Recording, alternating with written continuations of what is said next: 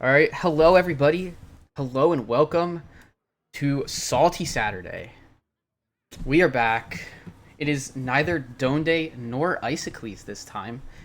Um, but I am back. I've been obviously doing this for the past couple of weeks. I am Dr. Fish. I will be your op and one of your casters for tonight. And my co-caster tonight is former, let's see, Masters Tour participant, one seed across every standard PR um, series, being Legacy and Hero, top pro player, one of the best pro players I know. Wild series, 5 seed, even though you're broken for the 5 seed. We have Neji Boston. What's up, man? What's up, everybody? How's it going tonight? Excited to be here. Be my first time casting, so see how it goes. Yeah, I somehow convinced him to cast with me for a night. Yeah, so obviously we have some exciting matches up. I have the wrong match pulled up to start, but we could swap that over right now. Bang, it's on the screen. Our first match tonight is going to be Risen of Chaos Theory versus Mojo Powell of Orcs That Smorks. Um, so this first one's gonna be interesting because Neji and I are both members of Orcs. So it's cool to see Mojo on stream against a really good player in Risen. So Neji, why don't you give me the class rundown? Yeah, so for Risen, we have Druid, Paladin, Priest, and Warrior. And for Mojo Powell, we have Druid, Paladin, Priest, and Rogue. So they're only differing by one class here, the Warrior for Risen and the Rogue for Mojo Powell. So it's going to be a pretty even matchup. I mean, obviously, you can bring varying deck lists because we're in closed list format, but for the most part, it looks pretty even. Yeah, definitely. Um, have when you see three mirror classes, it's always an interesting time determining. It depending on bands, you can have quite a couple of mirror matchups. So that's always something to look out for. Um, so as you and I are both teammates with Mojo, we aren't gonna reveal anything about bans. But we can speculate on what Risen might be banning. Coming into this matchup. Yeah, I feel like there's a good chance he just bans Priest because a lot of people are on that train. But he also has the classes where he could pivot and bring an interesting lineup of like Primordial Druid and Control Warrior, like a heavy value Priest and like N'Zoth Paladin or something. And that would be pretty hard target on Priest. So he could go that way, but we'll have to wait and see what kind of lists he's thinking. Yeah, exactly. I think for sure could be a target priest lineup and banning something else out. Yeah, let me just get in contact with the players and see if there has been any any news on bans.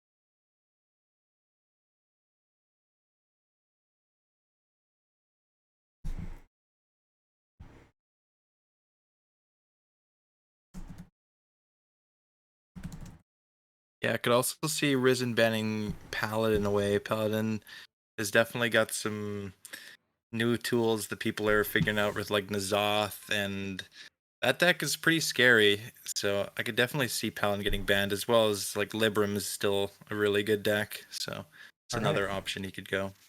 Yeah, and so speaking of paladin bans, my friend, you hit the nail on the head on that with that possible um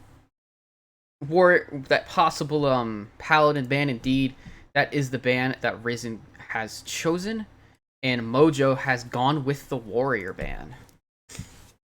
So Interesting. it's gonna be interesting. I So I got will. two priests up still, so we could see a priest mirror. Oh, ugh. um, Fun priest mirror. yeah, that would be something, but is not right. Please, OBS.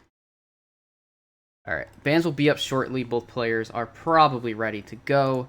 I will give them the signal once I know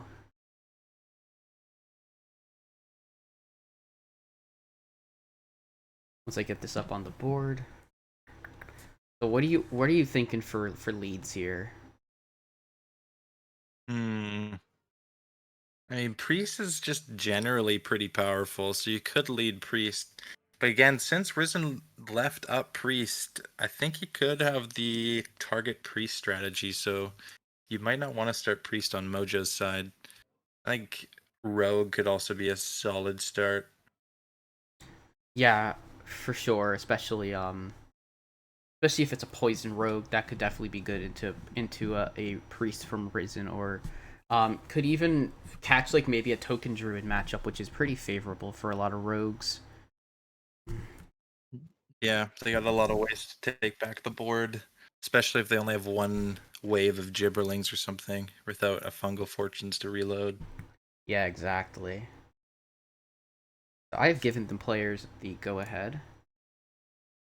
So first to spectate for myself, and you can spectate in any way you like. Mojo Powell will be first to spectate, and Risen will be second. So Mojo Powell on the bottom, Risen on the top.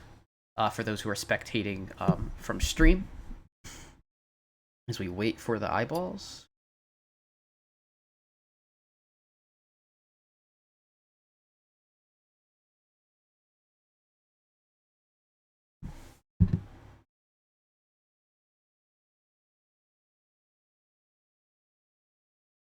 All right, we do not have them yet, as far as I can see. Oh, I have one. Not sure if it's a real eyeball or not.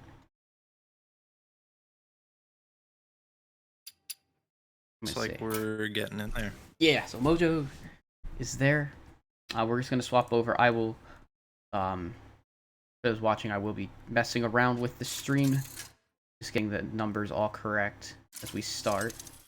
I need to check to see if Risen has his spectate on. I don't believe he does, so I will send him a message. I will fight. The forest fights back.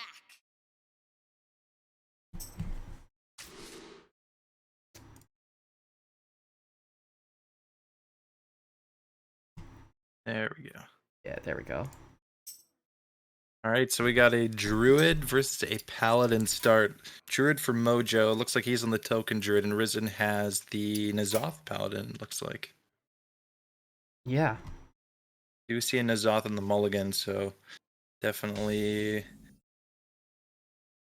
interesting. Typically, this is token Druid favored, but token Druid doesn't have the coin, which makes things a little more awkward to pop off early. Yeah. For sure. Yeah, we got some options here. Could start with the nature studies. I think it was also reasonable to just pass turn 1 and then potentially guess the weight on turn 2, because if you're gonna pick up an innervate, then you're gonna waste that nature study discount, and if you're already gonna play guess the weight on turn 2, then you might just waste the discount a little bit. But also could be looking for some other options. Something like a Fungal Fortunes would be really good, discounted on turn 2. Yeah.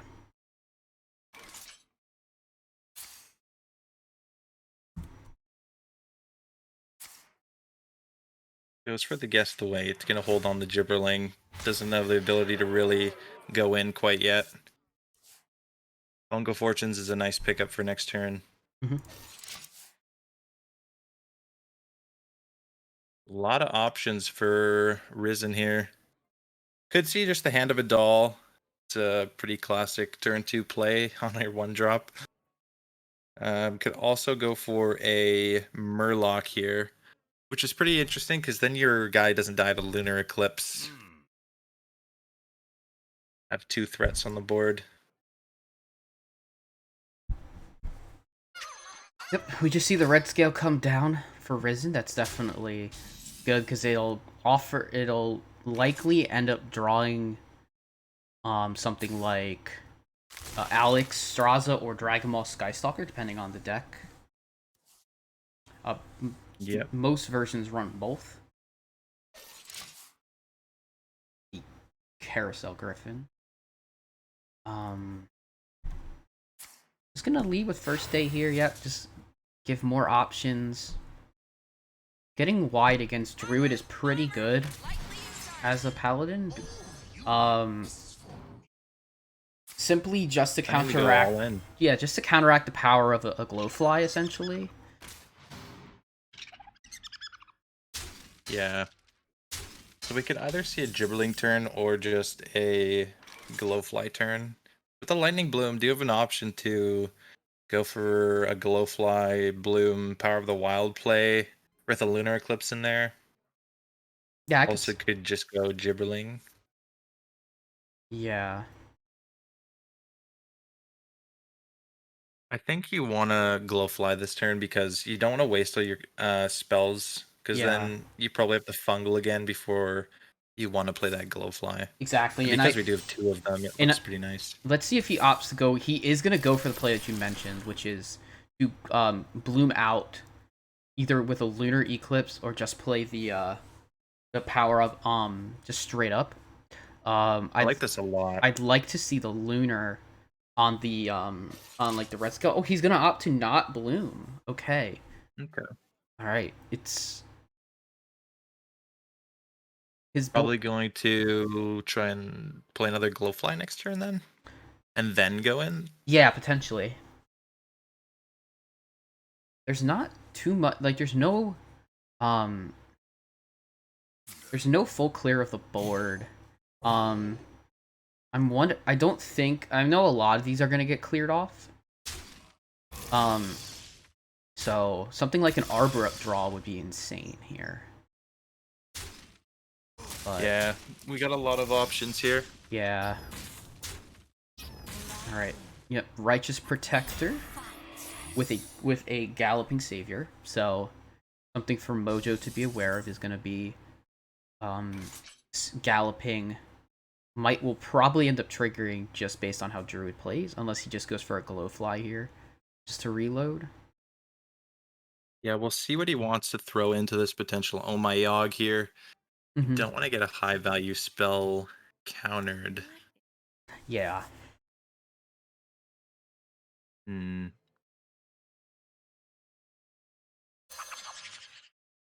Dribbling definitely seems reasonable this turn. Yeah. Can reload so that a Glowfly can come down next turn as well. Yeah, for sure. Probably. Just gonna see the Galloping Savior. Okay, I'm not sure you want to play Lightning Bloom after a... Okay, yeah, we're gonna go for Solar Eclipse, okay. Solar Power. Okay, I like it. Yeah, this is a really big board. Paladin cannot generally deal with this at all. And then next turn has the ability to completely reload his hand with Fungal Fortunes and guess the weight. Yeah. Mojo looks to be in a pretty dominant position here. Exactly.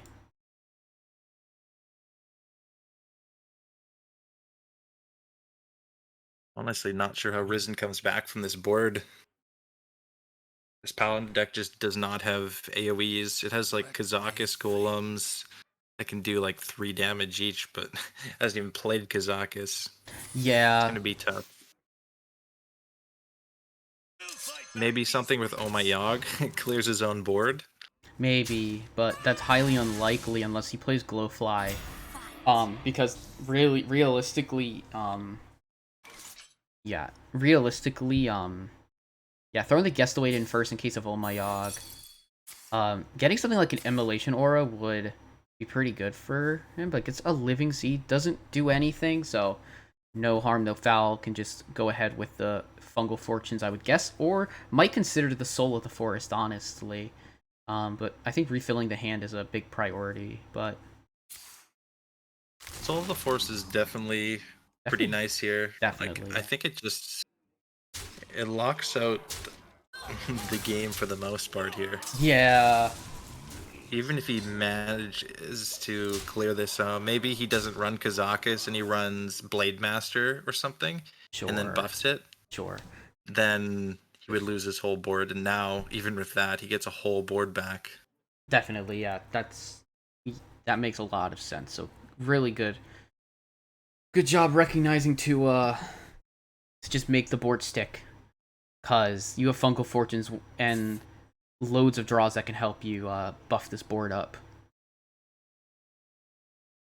Yeah, so much reload with a board that's pretty much never dying to Paladin. Yeah.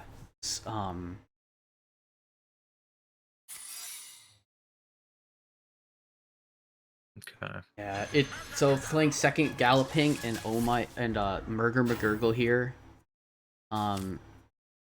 See, there's gonna play the Conviction. I really like playing the Conviction here. It poses a threat. But that's just gonna be game. Cause Power of the Wild buffs the board by 6, and there's 18 on board currently.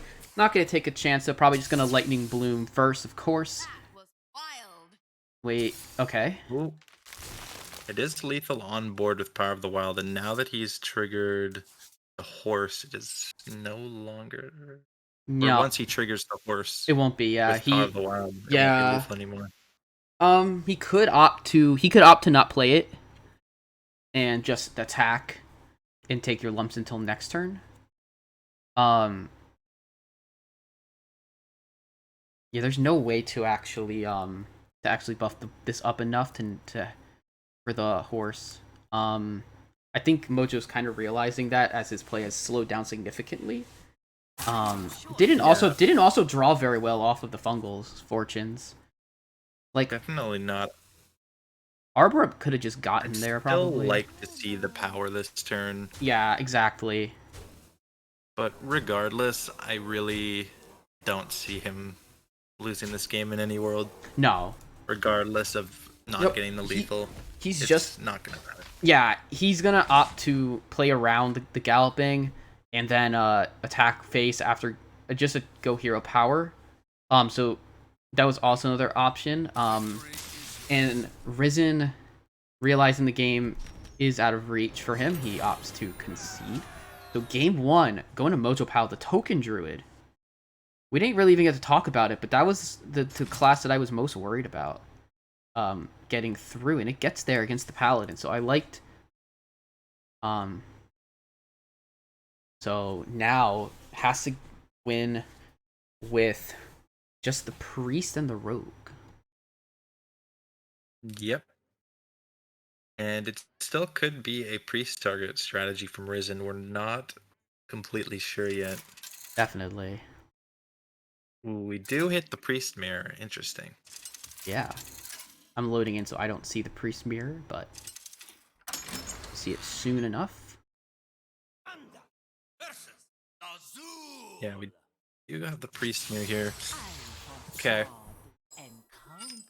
Let's see how Risen and Mojo have made their decks for this. We see not a whole lot of difference.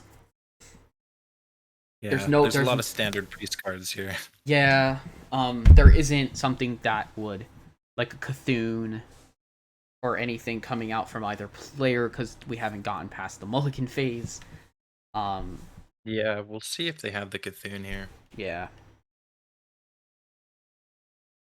Well, for Mojo here, I'd say Draconic Studies is your only keep. Yep. And then the Wand Maker on Risen's side is definitely always very good. And Blessings to you. Draconic Studies picked up, and a Mage Scribe, And one Mage of the best Scribe. ones you can get. That's a very good card there. Let's see what Mojo gets. Blackwing Skeletal and Onyxia. All pretty good. Yeah. Skeletal Dragon is the cheapest, which is probably something you're interested in. Yes, I would agree with that. We do see devoted. We do see Deplague for Risen. We see Devouring Plague, which kind of gives at least for us as the casters the knowledge that he's very likely running Giants. Yes, for sure. The Devouring Plague is pretty much just played with the Flesh Giants, so we can expect to see those. We see a Focused Will off of Wand Maker, and from Risen he got a Renew. So this is going to be a game with a lot of generation.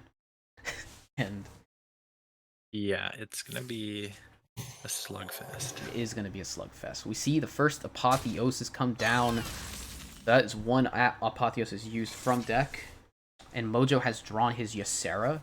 So we see the tech towards... We see the tech towards a more control lineup with the Ysera. And a heal to the face with a blessing. And now... I'd like to see a Raise Dead picked here. Yeah, Raise Dead's a good pickup. With Wand Maker in the pool, there isn't anything else in there yet. But generally, priests res pools are very, very good with Raised Deads. Mm-hmm. Yeah. Amalgam, second, another Ysera, and Onyxia. I'd like to see the Alright, I was thinking maybe we get the Circus Amalgam, because I think you could have played it that turn. However, Onyxia's picked, and it's pretty decent into Priest, where if you can go wide, maybe you force Priest to use one of their AoEs on the Onyxia. Yeah, I like the Onyxia pick. I think having your options to play Skeletal Dragon next turn is important. Mm-hmm. We wouldn't be able to do that if we played the Amalgam this turn. Oh, that's so we'd true. be having a bit of an awkward turn 5. And Skeletal Dragon is very hard to remove for Priest. Mm-hmm. None of their removal lineups lines up that great. Yeah. It would line up good here in this scenario, but we'll see if we're gonna see if there was any minion played by Risen, which there isn't, but the Skeletal Drake is susceptible, not anymore, but it was susceptible to, would have been susceptible to a Hysteria with the Venomous Scorpion on board. Yeah, I think this is actually a plus for Mojo that got cleared off. Now this is pretty much just going to stick on the board. Whereas if you have the Scorpion down, you almost don't want to play it. Yeah. To risk it just dying instantly to the Scorpion with this Hysteria. Mm-hmm. It's another palm reading from there. It's already played 2 discovered palm readings. Pulls Shadowward Ruin and Holy Nova off the Mage Scribe. So a couple of Shadowward Ruins is particularly interesting for something like a Flesh Giant, but I don't know, these Flesh Giants don't, like, in these types of mashups, they don't get discounted very often. Yeah, they're not particularly effective. That's an interesting That legendary. That could be effective. Yeah.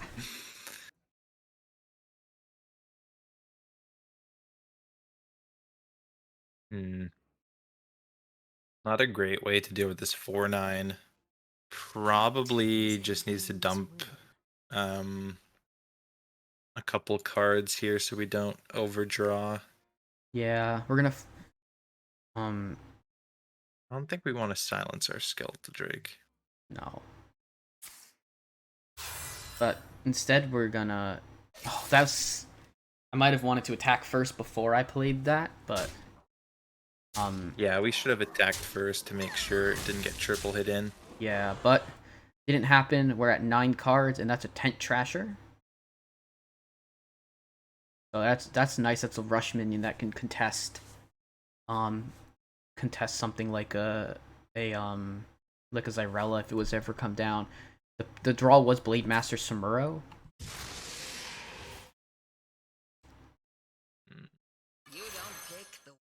Risen's got a lot of value with these Raised Deads. And these Raised Deads are just hitting cards that give more value. Yeah, did hit the... It looks like he hit an Onyx Mage Scribe there. Hands are very full, so... But he did hit the 6-mana 4/9 Dragon. And opt for a Holy Nova, which will discount his Giants by 1. Yep. There's Mojo's Blade Master. Instantly plays down the Tent Trasher, able to just play that, heal it up. Yeah, I like this play.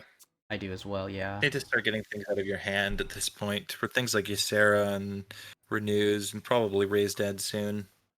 You need some hand space, and these giants aren't getting any cheaper on Mojo's side. They are Yeah. for Risen. If he draws those, he's been playing Raise Deads and getting some heals in.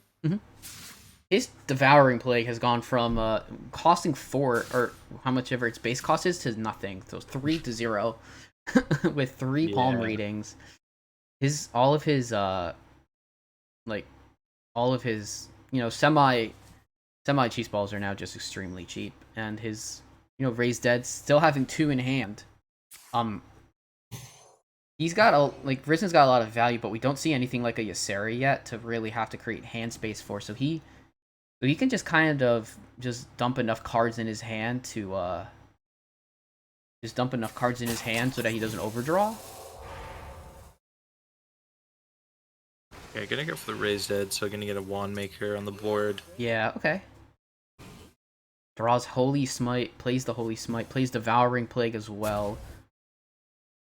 A bit of missed order there. Could have Plagued first, healed more, Sure, yeah. and then Smited.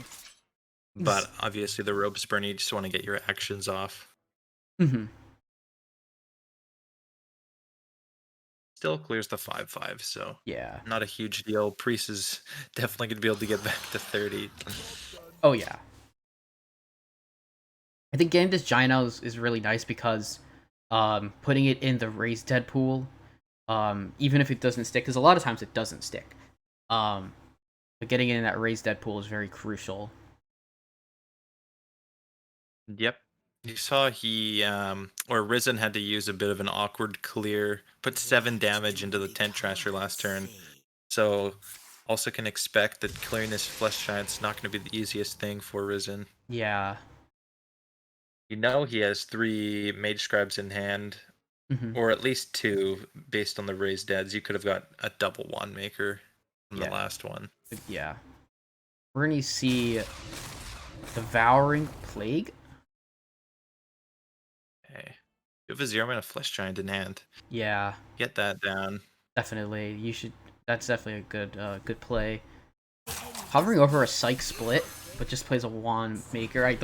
I think maybe I was seeing an incorrect hover. That looks like a Draconic Studies. So gonna play out the Mage Scribe and just Hysteria. So that will clear some stuff.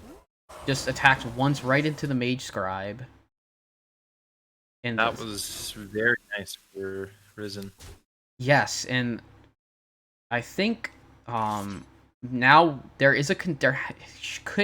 could be some consideration for Soul Mirror, but I think it's not too hard to clear. Ooh, I like Idol of Yashiraj for sure.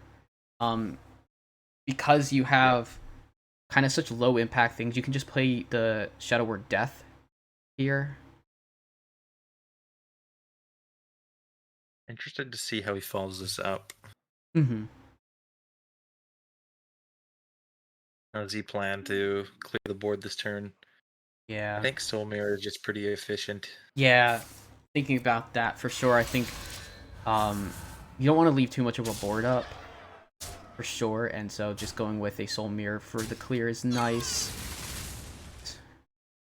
The Mind Render Lucia picked up for Risen. I'm not sure how playing Lucia goes in Priest Mirrors. You probably have a bit more insight on that than I do.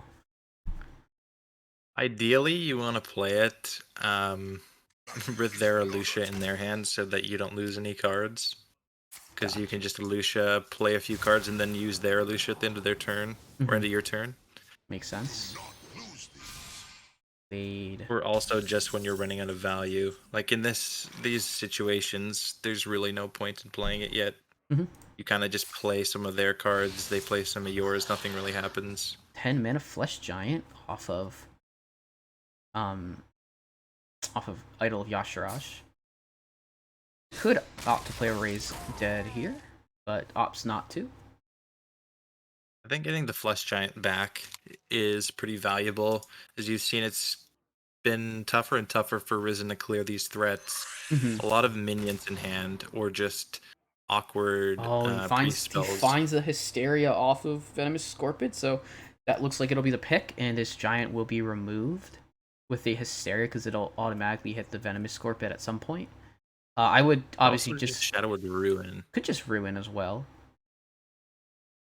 Ruin would preserve Risen's board. Malagos, Sleepy, and Deathwing. Probably a sleepy dragon here. Probably just get a big taunt in the Deathwing is way. also not terrible. Hmm. You can play it to just like remove one big thing. Picks Malagos. Does have a really full hand. I don't see him dumping many cards anytime soon. We're just gonna see the ruin. So we'll see how he uses that later. Yeah.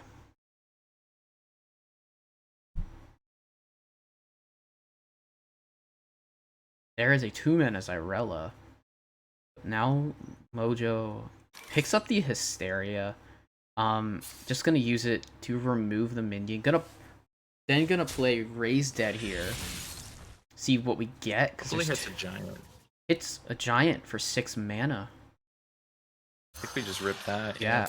Rips the giant. It was difficult to it was not so difficult to remove last time, but this time's gonna be a bit more tricky.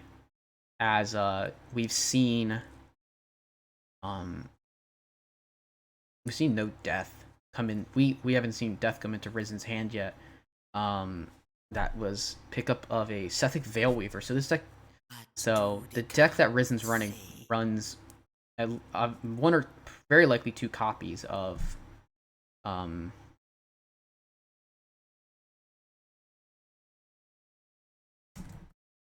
Veilweaver, which is a possibility. There's quite a lot of variance in priest builds. Yeah, Veilweaver is very nice in the priest mirror. Mm-hmm.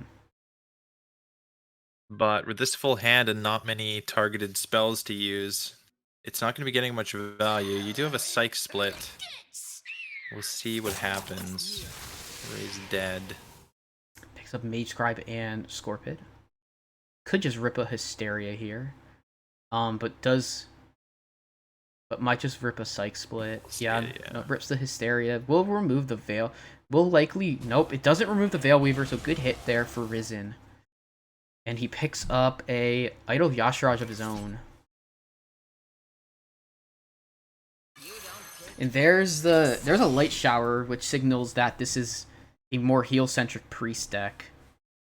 Gonna opt to focused will on the Veilweaver potentially. We're gonna go for it, and then he'll go for it and then play Light Shower.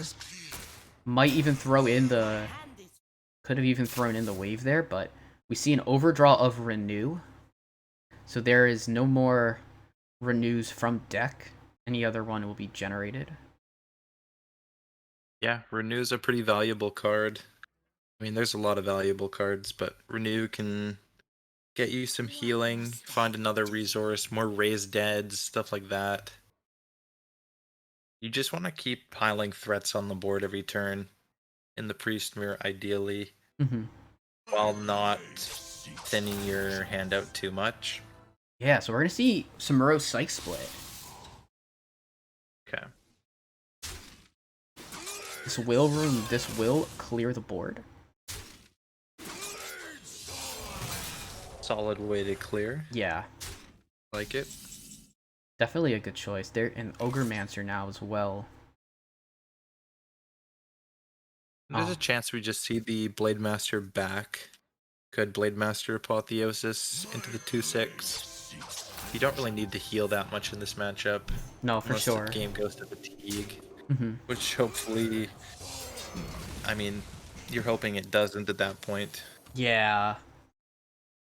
You want to play for tempo, not fatigue, typically. Mm-hmm.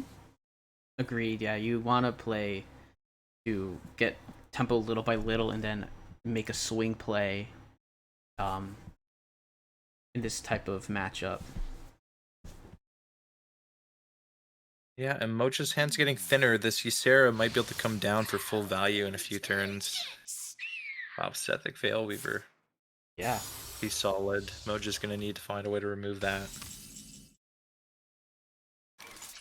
Currently doesn't have any way except Ysera into Dream. Which honestly is not too bad. Wouldn't get full.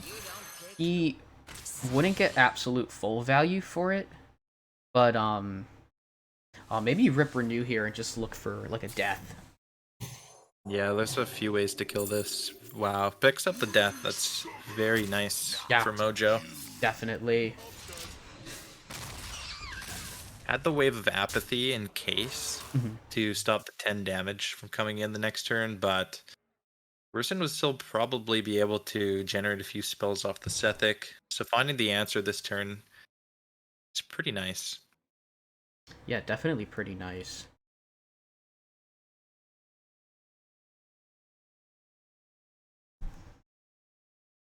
Yeah, based on these hands alone, Risen has a lot more value, but Mojo's ahead on board right now, so Risen can't fall too far behind, Yeah. or else you won't have time to play all of these Onyx Mage Scribes. Yeah.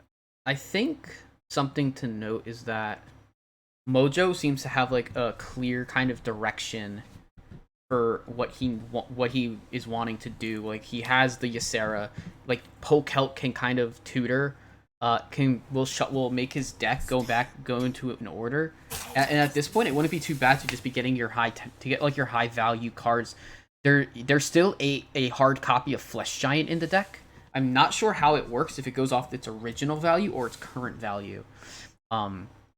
Does opt to Psych Split the ogre to get one of his own, and then condemn the board. A solid turn. Yeah, definitely solid. Pretty nice way to make it really awkward for Mojo now. Finally is able to get full value off this Ysera. Yep. Which is really nice. And we'll be able to dream back the Ogremancer. Even though it'll leave behind a taunt, it's still fine. Yeah, the Samuro will very likely trade into the 1/3. Protects your Ogre and your 4/12.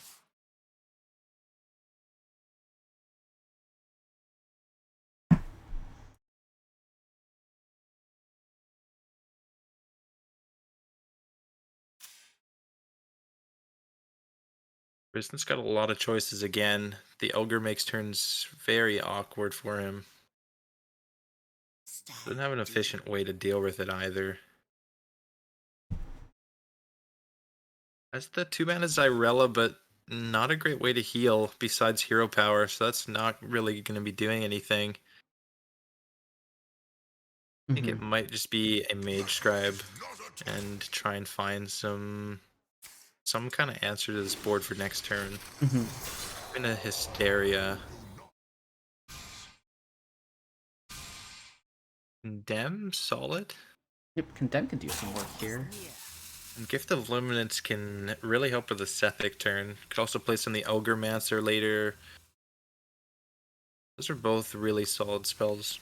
Yeah. Gonna opt for the Condemn here. We'll clear off everything, it will clear off most everything and leave the Ogre at a 1/1. Does draw the 5-mana Flesh Giant. We're gonna opt for a Renew on the Ogre. Just keep it healthy. Does pick up Gift of Luminance, so could go for that. Let's see, is there a way to maybe even... No, there's no way to grab the Mage Scribe for Mojo for himself. I'm probably debating, what do you think, Idol and Gift? Yeah, I think those are... I think Initiation's a little too slow.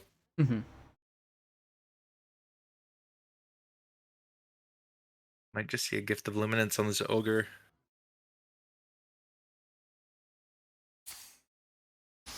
Yeah, I would like to see that. Maybe even an Emerald Drake.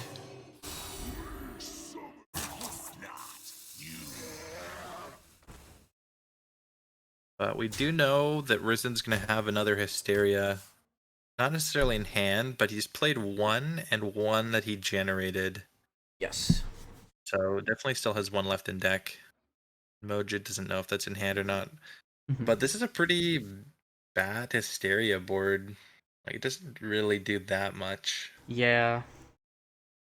These Divine Shields make it really awkward.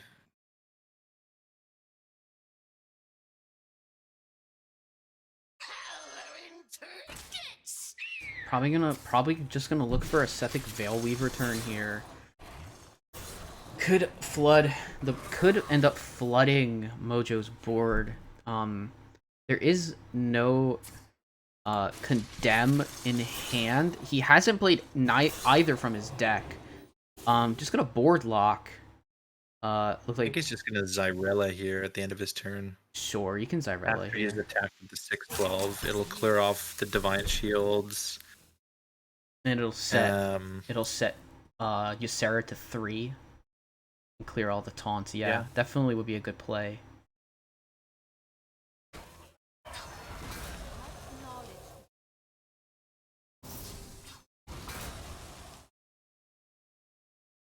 yeah, nice job by Risen, taking back the board a little bit, Mhm.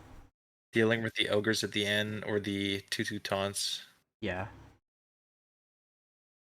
But if Mojo's able to clear the board and heal up his board a bit more, it's going to be awkward once again for Risen to deal with it. He's going to be in the same situation as last turn, where these ogres are still a huge annoyance and sitting on the board.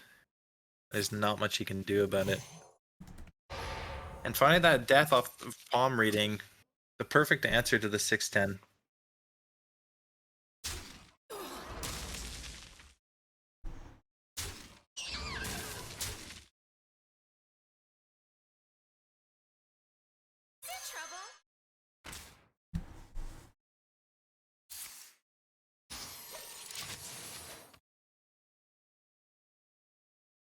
Not overextending too much into Hysteria by playing the Flesh Giant. This Hysteria is a lot worse because you get 2/2/2 taunts on the board as well if you cast Hysteria. This is another really obnoxious board for Risen to remove. See how he decides to deal with it.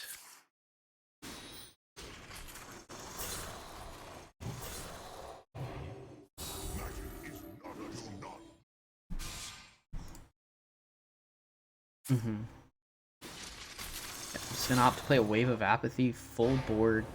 There is no clear this time, though, but, you know, Wave of Apathy does a really good job being essentially a 1 mana Frost Nova, just making it so there's way less damage on the board.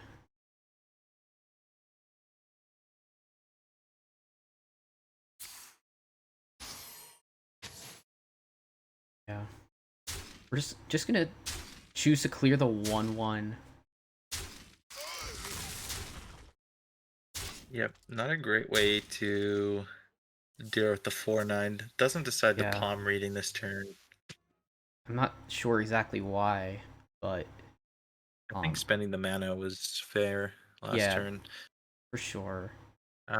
Something interesting to note for Risen, not necessarily that he needs to go for it, but he could go for a Mind Render, knowing that Ysera Awakens is in Mojopel's hand, and then if there's also a Mind Render in Mojo's hand, then he can go Alusha, Ysera Awakens, clear most of the board out, and then Alusha back, and doesn't lose a single resource in his hand, but actually clears the entire board.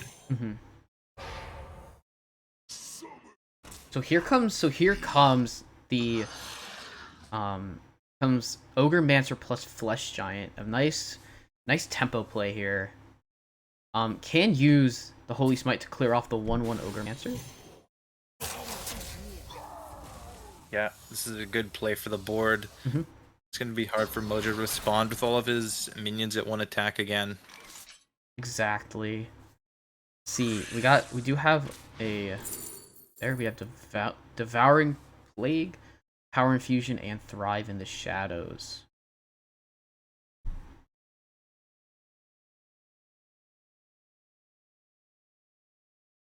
None of these are doing too much this turn. Could go for a Power Infusion. Try and buff up a minion so you can clear through the 3/7, but Yeah. the 2/2 taunt tokens that are going to be spawned here are going to be very obnoxious to deal with. Could opt to just pass again. Heal his board up, get the attack back, so Risen has to deal with it himself and doesn't have to spawn any 2/2s. Mhm.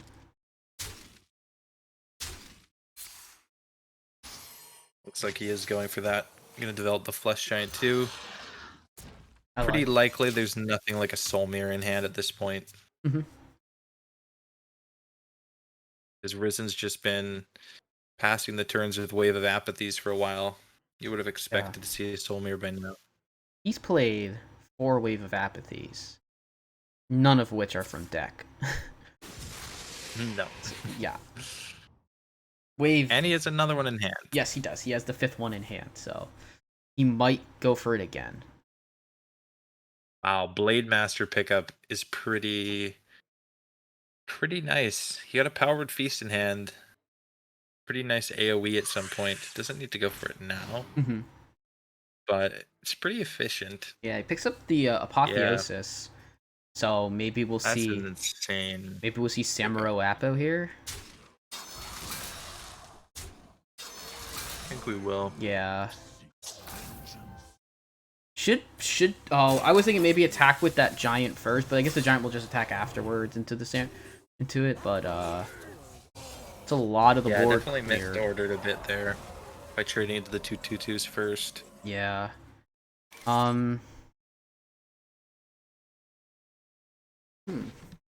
There is Awakens. I know Awakens clears a lot of the hand, or a lot of what's on the board for Mojo as well. So I'm probably just gonna hold that off. I kind of like the Awakens here. Your board is pretty weak anyways. You could just heal up your 8/5 so it doesn't die. Trade in your 4/1, your 3/2 into the 2/7 health minions, and then Awakens. Sure. You still have an 8/2, they'll have nothing. Yeah, he's gonna take a different route where he plays Awakens now, but he'll also be able to I guess play Zyrella here and clean the board up. As well This is nice. as playing Raise Dead to get some minions back. He pulls a taunt minion and a flesh giant. So getting another giant back is really big. There's the Soul Mirror for Risen, so better late than never, honestly. Yeah, I definitely expect it to just be ripped right off the top here. Sure. Nothing really else to do. We can look for a dragon first, but Wow, another Soul Mage Mirror is Scribe. definitely going to come down this turn. Oh yeah, really nice. Just really nice full board clear.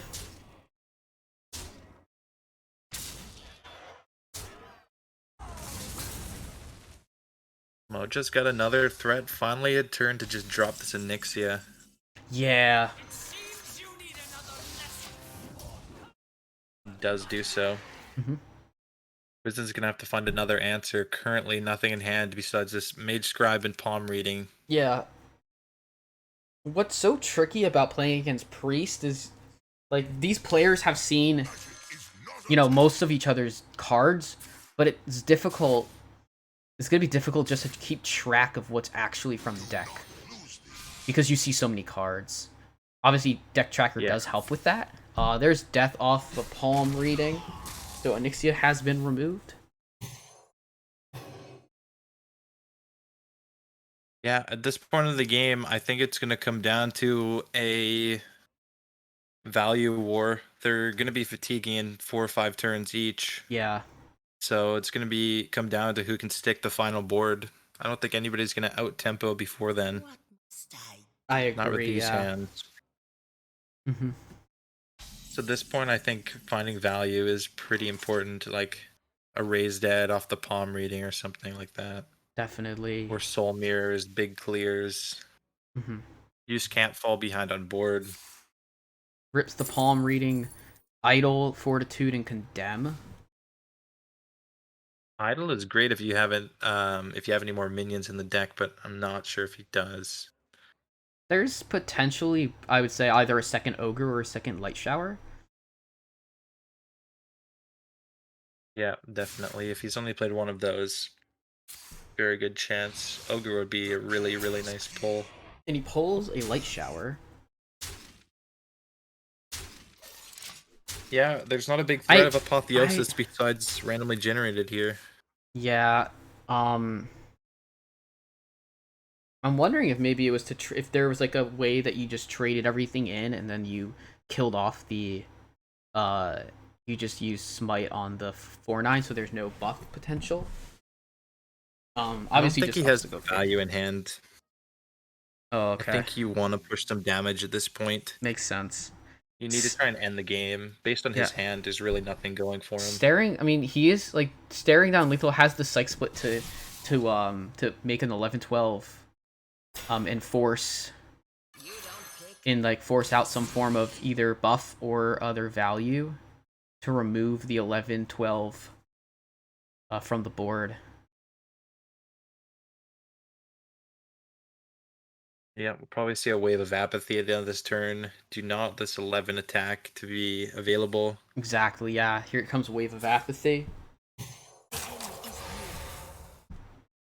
And this healing means a lot more to Risen than it does to Mojo. This is just a giant minion. You're gonna bump. If Mojo can find a silence this turn, he has lethal in hand. Yeah. There's a way to generate a the 1-mana silence. I don't believe there is right now. Doesn't have a palm reader or anything, or renew to try and find it. Does not right now. It's gonna be pretty tough. Mm-hmm. Both hands are running low on value. For sure.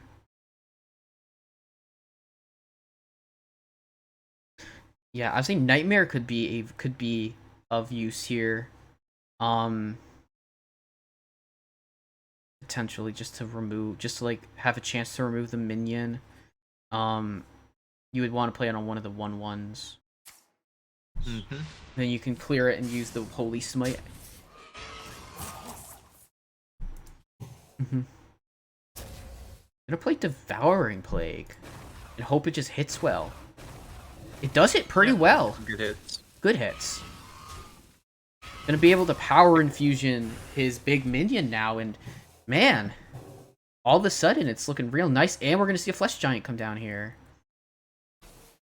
Yep, definitely can keep extending. Hysteria does not clear fully. It shouldn't, because his minion will have 13 attack. Yeah.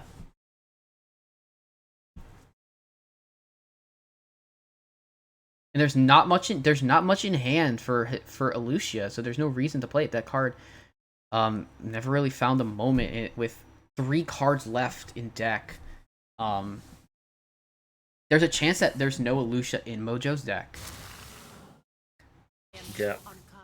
Does find Ysera right now, won't get full value on it, but it is a potential play just to pull the dream back this big taunt. Yeah, you pretty much have to. You're dead on board if you don't clear this 13 attack minion. Yeah. So we'll get Ysera Awakens as well still, so we'll have a way to clear board. Yeah, this would be so back and forth. It really helps. It really helps that really helps. Well, I was gonna say it really does help that he has an 8 attack minion on board to either force a resource or something, but now we see 2 light showers in hand. And now we might see the Polkelt. Just because it's some form of value. Tempo generation, I should say. But the lack of like having this extra value with which Risen has this late in the game, his last card being the Hysteria, which would clear the Polkelt.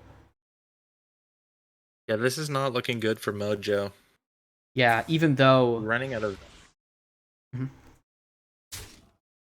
especially if this hits, especially if that hit really well for Risen, that could have ended the game very poorly, very badly. There we see a Scorpid, and that Scorpid on the rally is so big because it creates a scenario where you have to clear that minion, and it's not guaranteed that Devouring Plague does it. So Yeah, one card left in deck for Mojo. Looking like he does not run Mindrender Lucy in his deck. yeah, Unless that is the final card. for sure.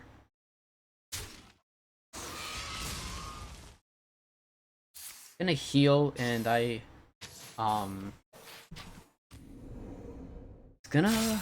There's no Apotheosis, so maybe you can win this in Fatigue, especially with double Light Shower, and having Devouring Plague. It's gonna be a bit tough because I think Mind Render, even though it might be really good for Risen to keep the Mind Render, I mean, you could just drop one of the Light Showers, like, and there goes one, Yeah. and there goes there goes like a way for Mojo to get back in because now it's on my side of the board, and you have to clear it and you give me health doing that. Malagos is just a 4/9 dragon as well, which is pretty big. Just lots of big stuff on board. Not sure what this last card is. But we're about to find out. I am out of cards. It is second Apo. So the Apotheosis is drawn very staggered. And not a whole lot on the board. Gonna probably just have to play Light Shower Apo here. Doesn't even need to play Apotheosis. But It's a loose will. it's just a matter of can I out heal the damage that my opponent does to the point where they fatigue too much because they're after this turn they're gonna be taking more damage than they heal. So I don't think that Mojo can win this race because there's 10 on board. So taking a third of his health every turn. It's just unlikely he ever wins this. He ever wins a battle here. Yeah, he's gonna wait and hold on for this Light Shower Apotheosis. Try and make a huge swing. Yeah. We'll see if he goes for it this turn. He is pretty much forced to. Yeah, he's forced into it, and he will full heal off of this. Gonna be very, very close coming down to the wire here. Yeah, it will because of this heal up to full. It's not, and it will clear. It'll clear most of the minions that attack in besides the Malagos at this point, where the Malagos will live with 2. So this sets up an awkward. Probably Malagos. Probably just attacks in with 2, uses a Holy Smite. Yeah, I think Malagos into the 8/9, maybe double Holy Smite push face. Sure.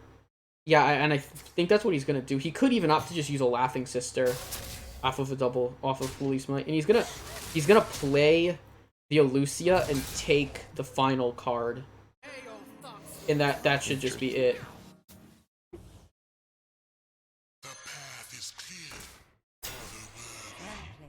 Yeah.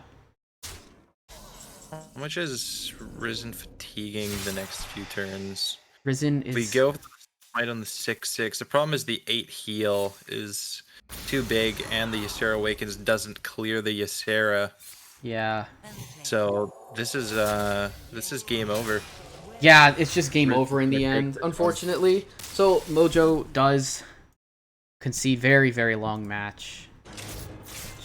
Yeah, Risen with the double Sethic just has a better deck into Priest than the Light Showers, which do a lot better against aggro decks and tempo decks. Yeah, so Light Showers is not super impactful definitely. in that matchup, at least. Yeah, that was. I mean, honestly, that was just hard fought game for both players, and Risen came out on top. Now we go into. Now we have Priest out of the way for Risen. He now has just his Druid and Paladin to get through. So I'm pretty sure we will see in this next match what we're gonna see what these next Druid and Paladin. So we're gonna see what this Druid deck is. It could if it's something like a Primordial Druid, then it's definitely targeted at Priest. I maybe would expect to see a Rogue from Mojo here. But it's to run back the priest. We'll see. Okay. It is a token druid, so not a full target priest lineup. Makes wrong game. Alright. As the Ogremancer, Coin Ogre on turn 4 can be pretty devastating for a token druid. Draconic Study is not really doing anything in the matchup. Yeah. I'd like to just keep Ogre here. Same. You could keep Plague, but it's a little... It doesn't really do very much against token druid. Mm-hmm. You're more looking for Condemns, but I don't think he was running Condemns, right? We just went through his entire deck last I don't game. think there was. I don't think believe there was Condemn. Condemns. Yeah, he does keep the ogre So and this he could keeps be the a plague. bit awkward. Yeah, it could be. He can stick the ogre. Or maybe he can find a Holy Nova or Condemn off this palm reading. He's got a pretty nice curve. Wand Maker, palm reading, Coin Ogre. And Risen also has a Gibberling, has Fungal Fortunes. See how fast he can get that token board going. But if he was paying attention, he can notice there was no Condemn last game, so Yeah. that's really beneficial for him.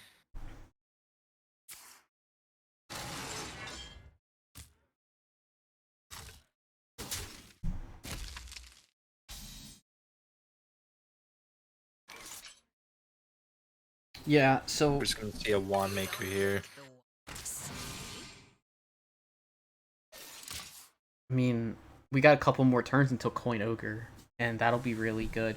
There was potential for a Gibberling turn here, but Risen's just gonna opt for Fungal Fortunes. It's two If he Thorn finds a Groves. Glowfly, that's the biggest thing. He does not. Okay. Could make a huge Gibberling turn. Mm-hmm. Double Lightning Bloom, some 2-cost spells, and a Gibberling. Mm-hmm. This is where palm reading is gonna have to do some work.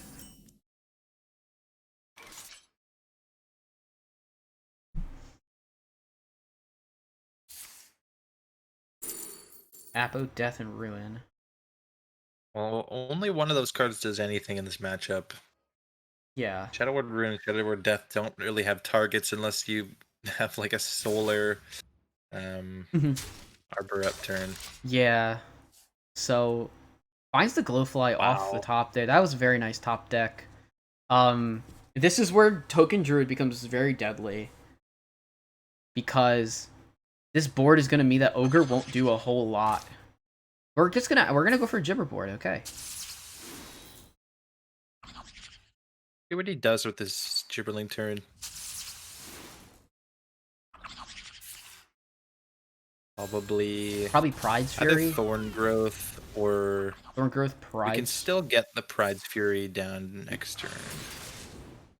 Yeah, this is Yeah. a huge board. Yeah, and this is where Token Druid just gets there. It's something you can't. That's just something that this can get partially dealt with depending on how a Hysteria could go.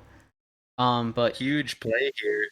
If we Apotheosis a 3/5 and coin Hysteria on it, we clear almost the entire board here. yeah, Not sure if he's going to see that play, but it's what we turn into a 5/8. It kills almost all right. the whole board. He's just going for the Ogre, and that's So the Ogre's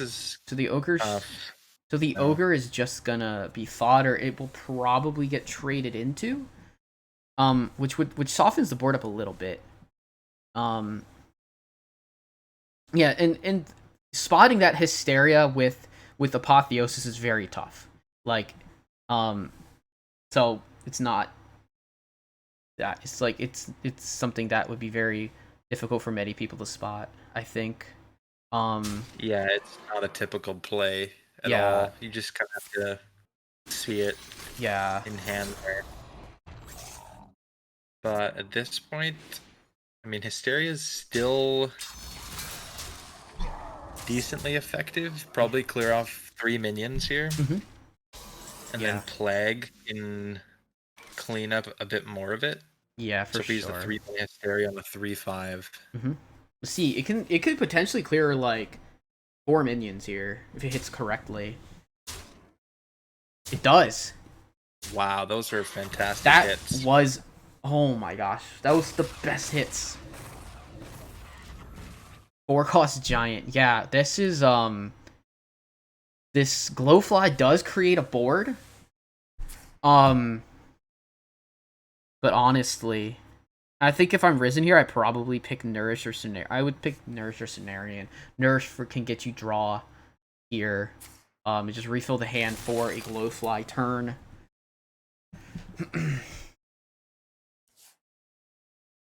But right now, this priest is getting into the mode where it's going to start getting a lot of its potential to clear boards. We did obviously not see a condemn, so that is very, very rough. Blessed Giant and Holy Smite gonna clear that up. Force is something that has to be dealt with. Yep, gonna very likely. Well, pick up the Gibberling makes this a little awkward. You only get 5 2/2s now. That was the only draw on the deck Yeah, that didn't give you your 6th one. Yeah.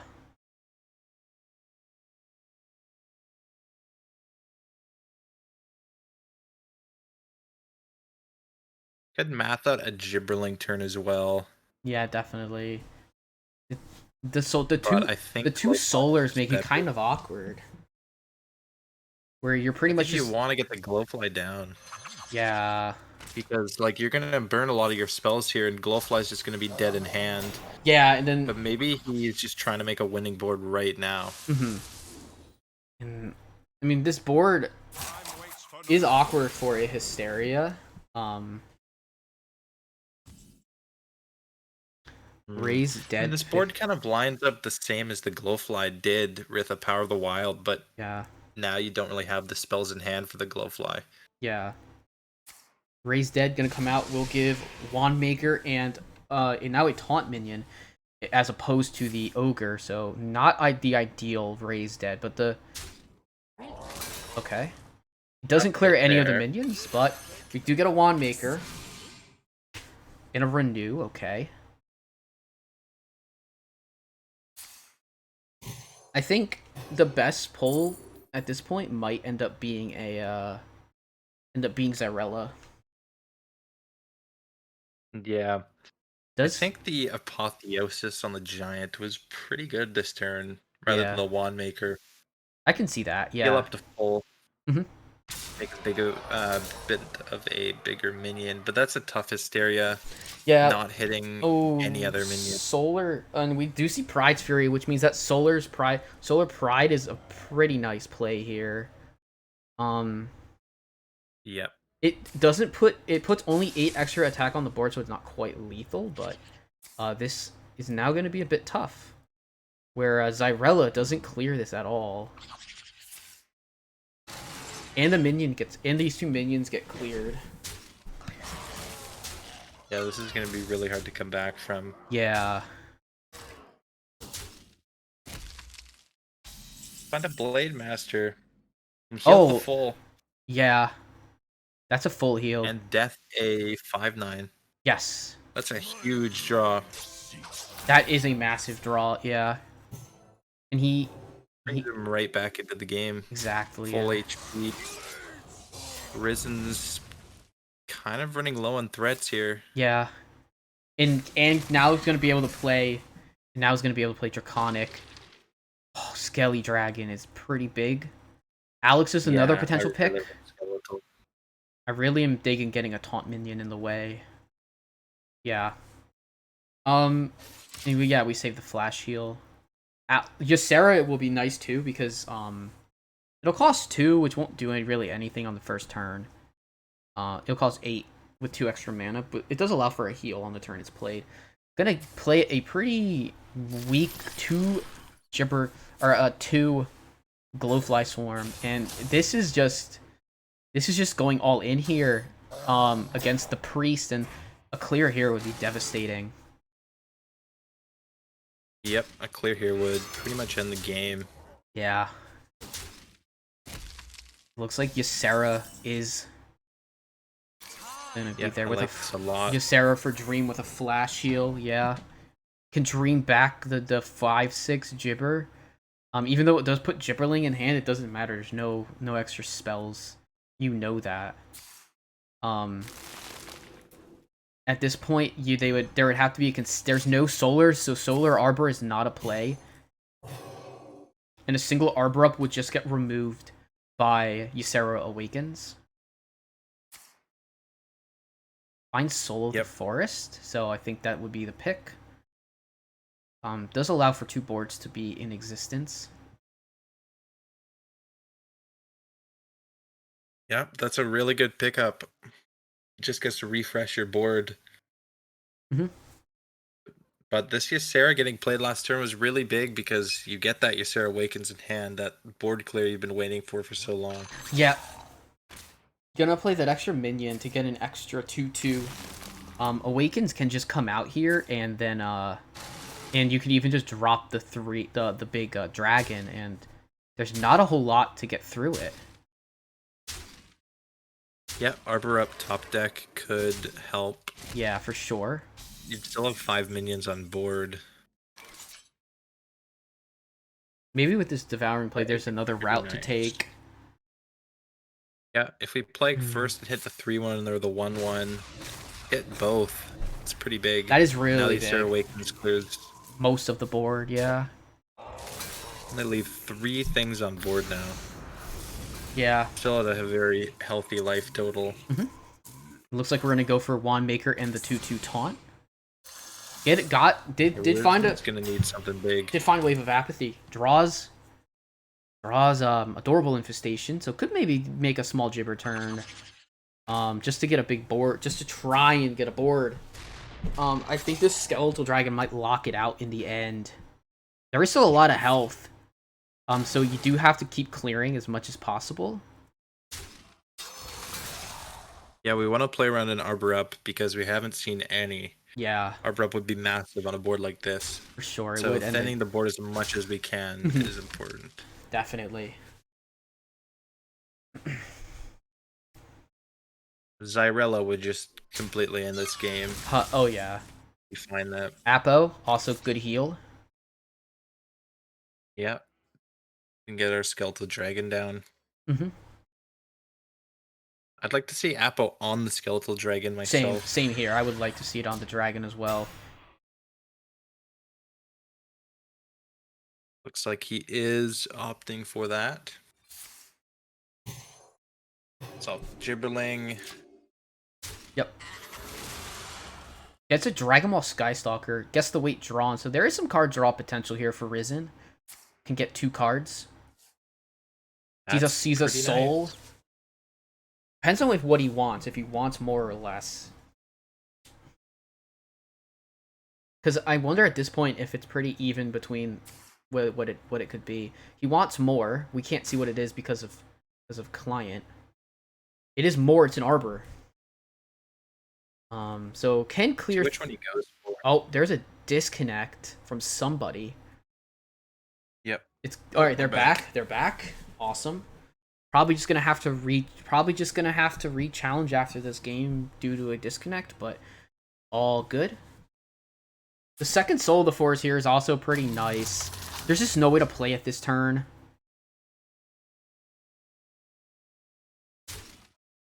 Not gonna be able to clear that much here. No, yeah. Gonna opt to just push 7 here.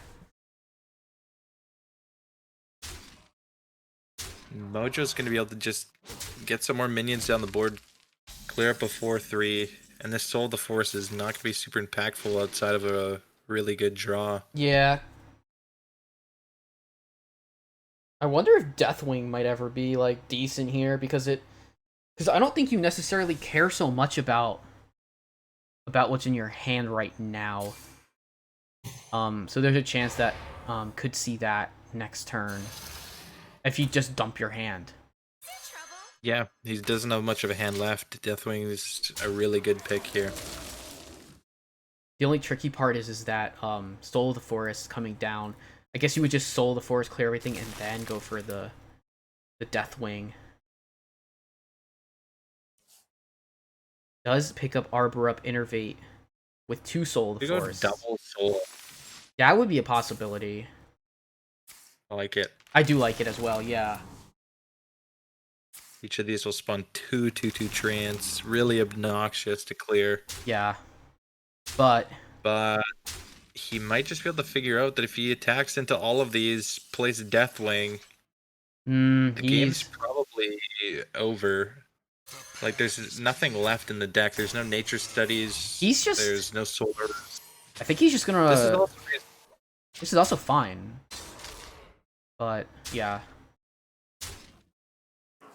Either way, yeah, I like prolonging the Deathwing. Don't need to use it here. There's you want to use. Has to invest into the board. I'm guessing he's gonna play Deathwing when he doesn't draw something that's insanely useful, right? Yeah.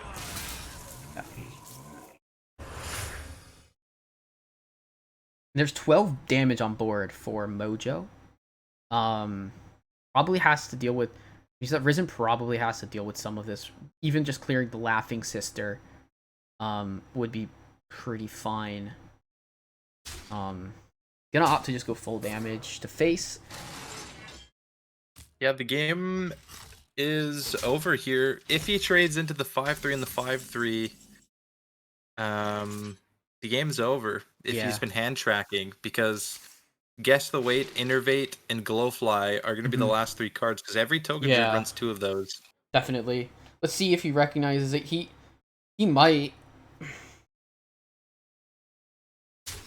At that point, the 12/12 just wins the game. Yeah. It looks like he's going for a really nice spot. Didn't really matter what he picked from the other thing because it was getting discarded. Removes the full board, and he will get a 3/4 as well. Yep, this game is over. Yeah, there's no. Guess the Weight could get somewhat of a board, but there's just no way he's gonna be able to keep a board. And he recognizes, and yeah, Risen sees that. Unfortunately, he's out of resources, and Mojo Powell takes game 3 with his Priest. So the Priest has gotten through. Obviously not a Priest target lineup in the end, as we mentioned, with the Token Druid. Yep, Mojo's just got his Rogue left to get through. Either a Poison Rogue or a Miracle Rogue, very likely. We'll see which one he goes for. Yeah. And what Risen decides to queue up. Token Druid's reasonable. Token Druid's very favored against Poison Rogue, so if it was that. But we can see here it is Miracle. Yeah. Oh my gosh. Field Contact in hand is pretty nice. Yeah.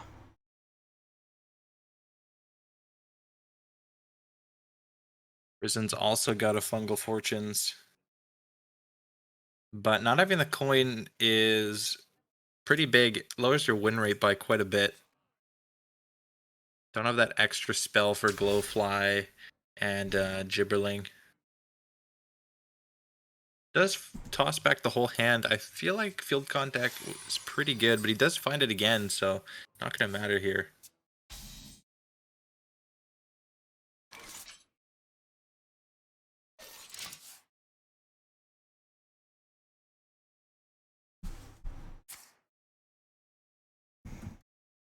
But if he is running things like Cult Neophyte, those are definitely more important than the Field Contact in the matchup, or Efficient Octobot, so it's reasonable to toss back the whole hand for sure.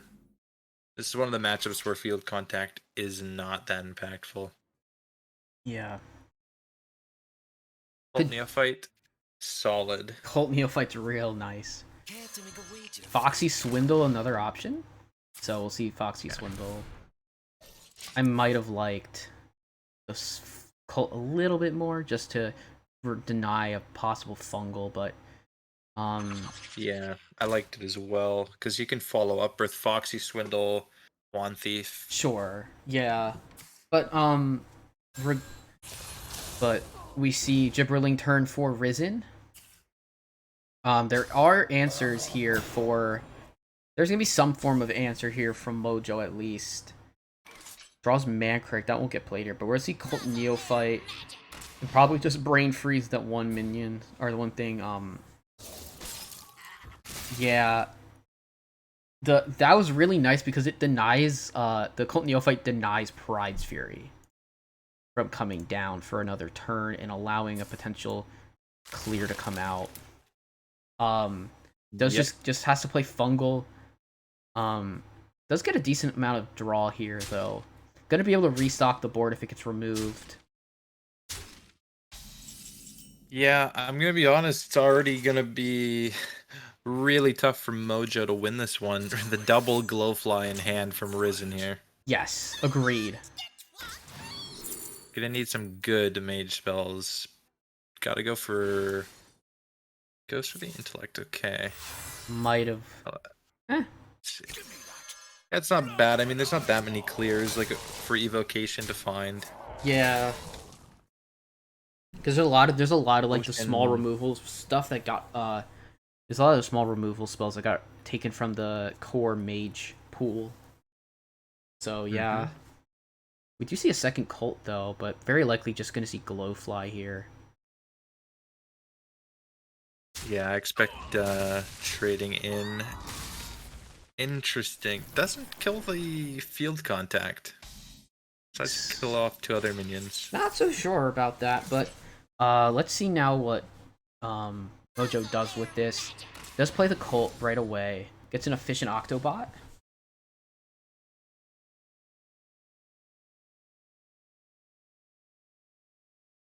Yeah, not much going for Mojo. Yeah.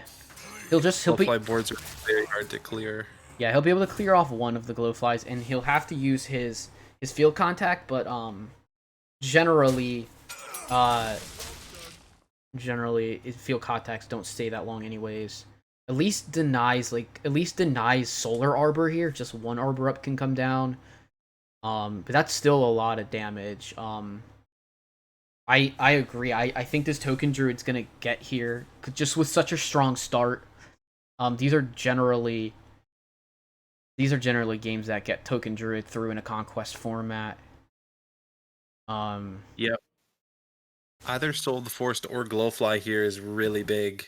Exactly. To reload the board. I think Soul of the Forest is better because next turn you can go Solar Arbor and that pretty much ends the game. Yeah, that would end the game. I don't. Yeah, it just depends on if he opts to take trades or if he just goes face. He'll take one trade here. Yeah, I like trading into the Neophyte. Denies a Shadow Step so that he can still Solar Arbor regardless now. Okay. Yeah, definitely. I think you have to go for Jandas and find something crazy like Ross and spell damage. But even then... you just get a board of 2/2s that will come back, yeah. Finds Rush and finds Divine Shield, no taunt on the Carousel Griffin though because it is because it's not corrupted. Opts for the 5/5 to be the one that will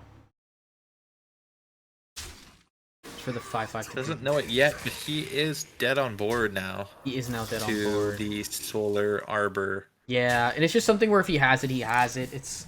There's at this point it's probably pretty expected. Solar Arbor, okay. Yeah. We're going to game 5. Game 5. I never game went by so fast, never got to update the score. Miracle Rogue versus the Paladin, I believe. Yeah, which pretty rogue favored. I'm not 100% sure, but I've seen that deck do well into it. I've seen Miracle Rogue do good into the Druid, the Paladin, but we'll see. Yep, Miracle Rogue is favored against this N'Zoth Paladin. We know it's not Libram, which is Libram favored. Yeah. It's pretty close, but a bit more Libram favored. But yeah, Secret Paladin Rogue's quite heavily favored here.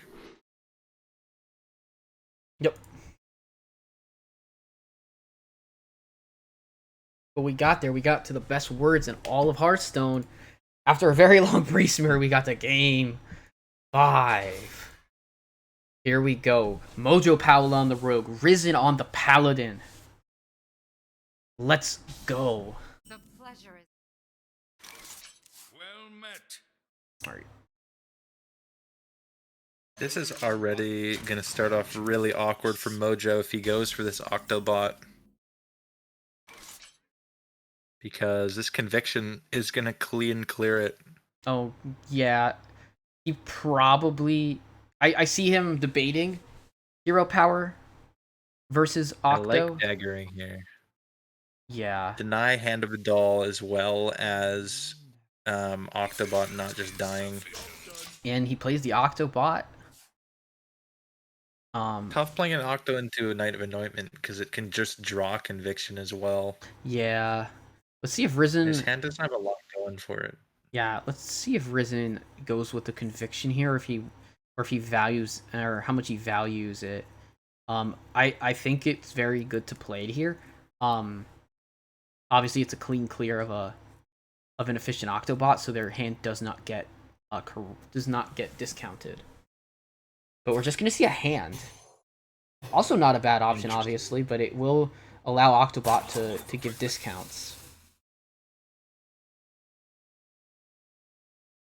Let's see if he coins the Conviction.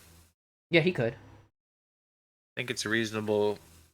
This way you actually stick the minion on the board. Yeah, he does. He does coin the Conviction. Before But does he you get the lose attack the minion. off? Yeah, I'm sure he did. Okay. Just unsure because rope was burning on my end, and I know that things... Oh. Okay. It's like a Wicked Stab. Yeah, I think Wicked Stab's pretty good here. Don't think you're interested in taking 6 with a Dagger Aug Merchant here. Yes, I agree. So it looks like Mojo's probably gonna have to wait. Gonna wait a little bit and maybe just have to use a Secret Passage to get things kind of rolling. There are always good draws to have for Miracle Rogue, and Oh My Yogg is something that can disrupt some of the plans. Like going for this Foxy Swindle will get met with an Oh My Yogg. Yeah. Not a great way to play around it though. Yeah, there really isn't. You'd have to use your second Wicked Stab instead of the Swindle, or with it, and then you'd have to play that first. But you really need that Wicked Stab for later. Risen has a very good hand right now. He With really- Kazakis into a Golem, into a Naru, into a corrupted 5 Carousel Griffin. Yeah, The curve is really good here. yeah. We're just gonna play it and see what happens. The Swindle's gonna come into the Oh My Yogg. Looks like we have playable spells. So we gain Preparation. mana. They play prep. Prep. So yeah, doesn't really do anything. Yep. Does and now draws the N'Zoth for later as well. Rush Stealth Lifesteal. Gonna go for Rush. Rush Copy? That's so good. For Risen. That's so good for Risen. Yep, that's one of the best golems you can hit here. Yeah. I have to Secret Passage. Yep. Gonna need the passage and hit stuff.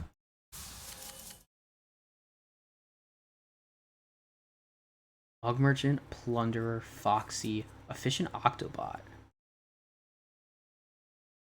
Yeah, this is pretty low value, unfortunately. Mm-hmm.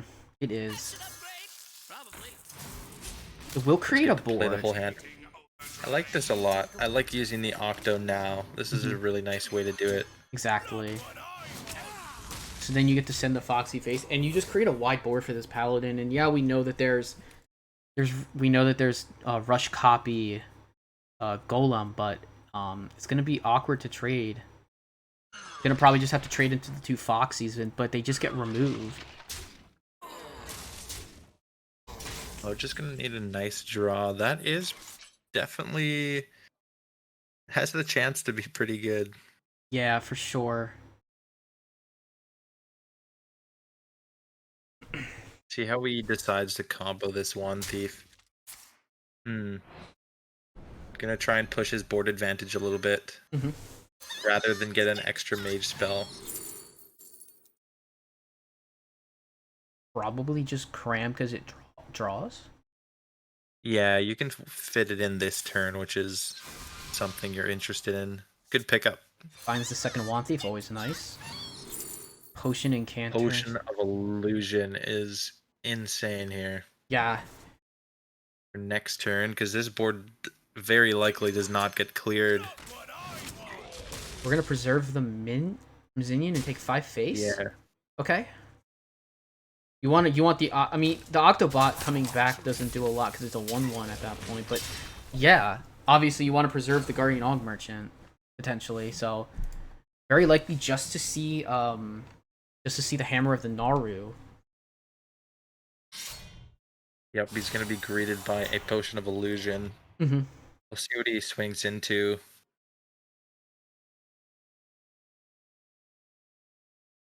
Gonna swing into the Pariah's Plunder. Does not want to see another one of those, and I wouldn't either.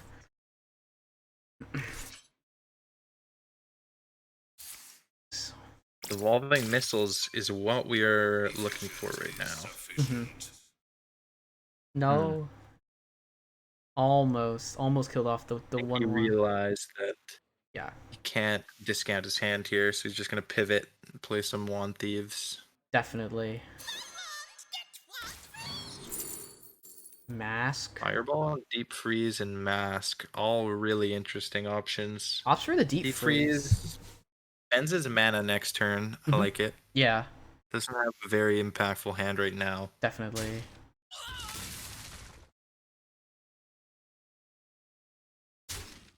Can just completely trade in and just play an Og Merchant here, potentially, just to remove the minion without having to take face damage.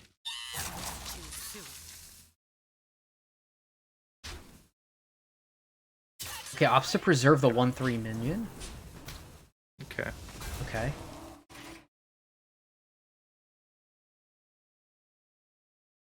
Well, very likely just gonna see a Carousel Griffin with 2 secrets dropped here. Yeah, that is very likely what we'll see. And probably trading into one of the minions with the weapon. Yep. Deep Freeze is not gonna be able to do much here. Mm-hmm. Because it's gonna get Yogg if he plays it. Yeah.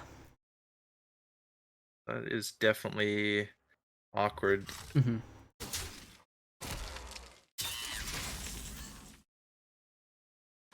Does pick up a Swindle.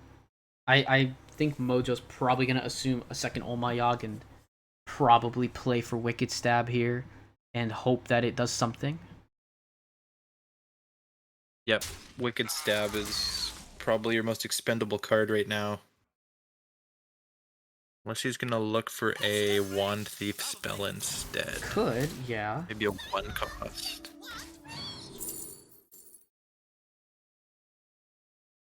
Does not get that. Flame Strike could be good for later. Mm-hmm.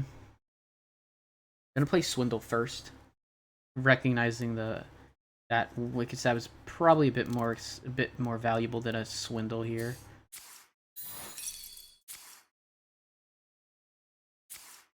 Comes a Drain Soul. Drain Soul hits the 8/5. Does trigger the huge. pony, but that means that the 8/5 is gonna get cleared. Yeah, that's a huge hit for the Drain Soul. Exactly. He was going to be taking a lot of damage otherwise. Yeah, and this Flame Strike can now be saved for the N'Zoth turn. I know N'Zoth turn is going to be pretty interesting next turn because they'll bring back the Griffin.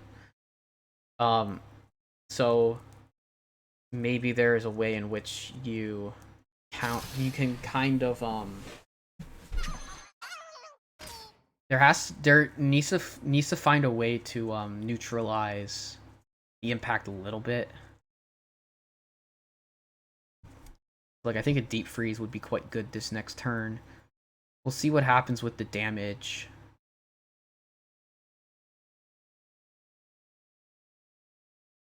I think this Nazoth, barring a crazy top deck, might Probably. lock out this game. Yeah. It's just a crazy amount of threats coming back. You can get that horse back if it dies, the Murloc, you get the Elemental Taunt, you get the 8/8 Divine Shield Taunt. Just so much stats, and this Flame Strike just doesn't do anything versus that Nazoth board. Yeah, it doesn't. I think you're in the boat right now where you kind of just hope they don't have Nazoth and play the Flame Strike. Could also just Deep Freeze. Okay. Yeah, This now way it has... the Nazoth doesn't do that much. Well, I mean, it still does a lot, but it doesn't res the 5/6. Yeah, you're right. It doesn't res the 5/6, but I still expect N'Zoth to be dropped here. There isn't there isn't really anything else to play here. The Hammer of the Naru isn't really that great. I mean, it would give put a decent sized minion on board, but N'Zoth is so powerful. Yeah. Yep, Nazoth coming down this turn seems like the only option, honestly. The hammer is just not impactful. Going to hold off. This might create an opening for Mojo. Yeah, this could. Because Flame Strike clears a lot of the board here. And it would allow a lot of face damage to get pushed.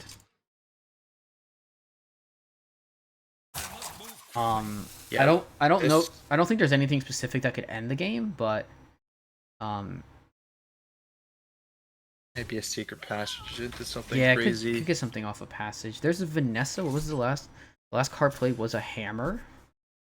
So This is huge. Yeah. Mojo's able to push enough damage if he goes face here. Just enough so that an Alexstrasza ends the game now. Yeah. That's crazy, yeah. And has a hammer to like prevent damage next turn to allow for a couple turns for an Alex draw.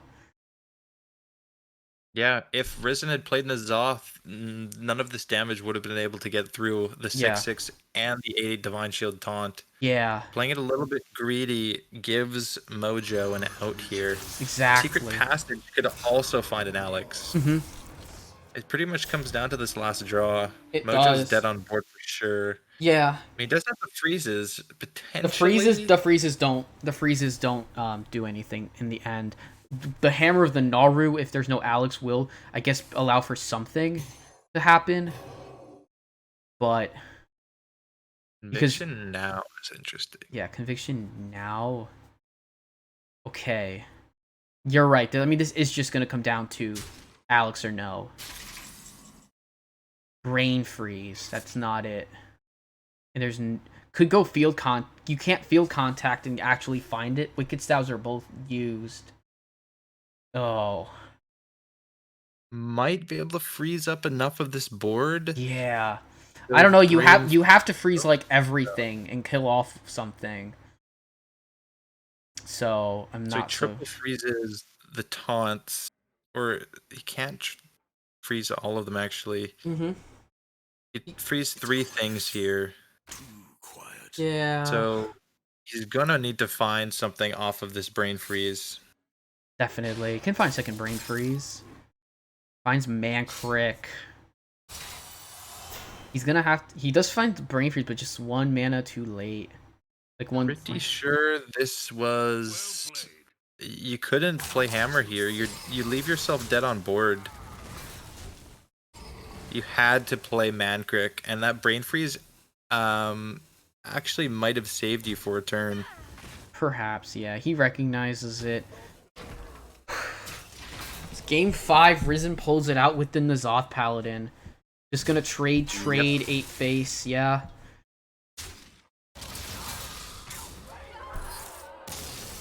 Close series. Came down to the very wire here. Yeah. And Risen's gonna pick it up and get the 3-2 victory over Mojo Powell. Yeah. Definitely. That might also lock the week up for Chaos Theory. Although I think with two 3/2s it's not over yet. It'll be close.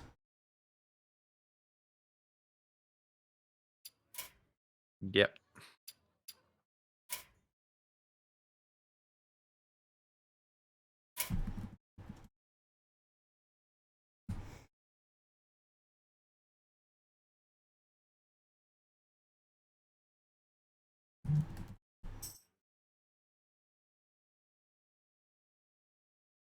Alright, I'm gonna have to contact Risen on here.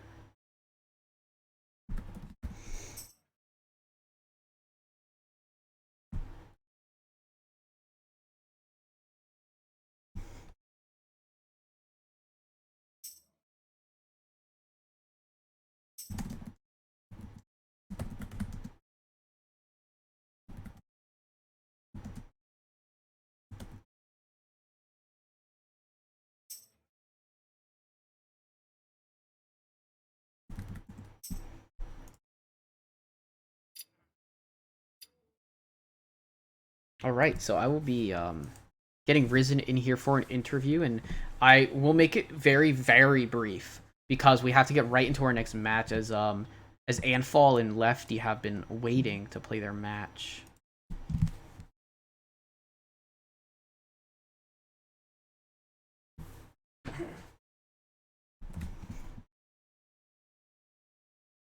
Oh, I don't have him added as a friend.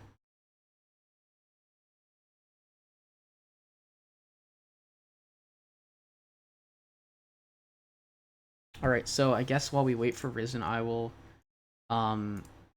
pull the other match up for so we can get right into it after.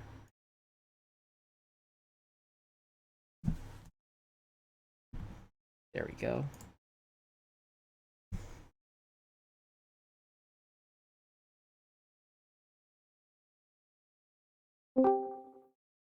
Alright, hello Risen. Hey, what's up?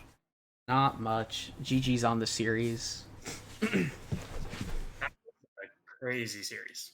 Oh yeah. Yeah, that was a very close one there, done to the end. Yeah, it was. I made some pretty sloppy plays, I feel like, in that pre-smear, although I redeemed it a little bit at the end. But Yeah, it's tough to play optimally for that long. Anybody is gonna be making mistakes in a pre-smear, honestly. yeah, Mojo played super well. And, if he had Alex in that last game, then he would he deserved to win. He played well enough to win, that's for sure. Yeah, definitely was close. Just what was your thought process on that? I think it was turn 9 or 10 that last game. You had the option to either go hammer or play the N'Zoth, and you opted for the hammer. What was your reasoning for playing the hammer there over the N'Zoth? I wasn't sure if I was going to get the amount of taunts I wanted back in the res pool at that point. I didn't. I don't think I had a Murloc in there, and I'm not sure what. I don't even know if I had a dragon. I think it was just the elemental and the corrupt 8/8. It might have been a better play, that's for sure. I was trying to figure out what was going to come back if I played N'Zoth, and I don't think I factored in the 8/8 with the Divine Shield, because if I'd thought about that, that's probably way better than a 6/6 without Divine Shield. Gotcha. So Yeah. it's probably just a mistake. Well, it ended up being definitely very close. You played very well throughout all the games, so very well deserved. Thanks. Yeah, I feel of all the games I've played this week, I feel like I had some of the sloppier ones there, and it's the one series that I managed to win. So go figure. Yeah, does end up that way sometimes. Fish, you got any other questions for Risen here? No. Just because we have another match to go, otherwise I would definitely find something to Yeah, they've been waiting to a long say. time. Yeah, Yeah, Anfall and Lefty are raring to go. They have their bands already.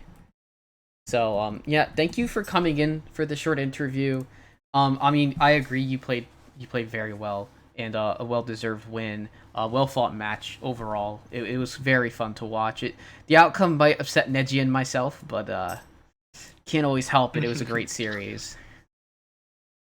Mojo played super well. Yeah. A couple things differently. It could have gone the other way. Good luck to the next game, Anfall and Lefty. Yep. And good games, Mojo. Yeah. GG's. Thanks for the match. Yep, thank you, and Yeah, have a great take night. care. Thanks for casting. Yeah. Yeah, you too. Yeah, no problem. All right, so I have bans for the next game already. The players are good to be able to get sent off once I mark the bans. We don't get to play the guessing game. It's a double druid ban this time for Anfall versus Lefty. No surprises with how much with how much druid can just high roll on token and even can shut down full strategies with primordial. So these classes we have Anfall on Paladin, Priest, Warrior versus Lefty's Hunter, Mage, Rogue. This is so Lefty subbing in this week for his team. Tampam, Surflame, and Anfall playing for Wherever I May Roam. Yep, double Druid ban, very reasonable. Druid can easily sweep if you don't have a direct counter like a Control Warrior or something, say, for the token Druid. Yeah, I think that's for sure. And if it's a warrior, even then you can just play primordial. I've sent the players off to go just so we can get the match underway. This is a hero series match. So if you want to go ahead and run down the rules of LH of Last Hero Standing.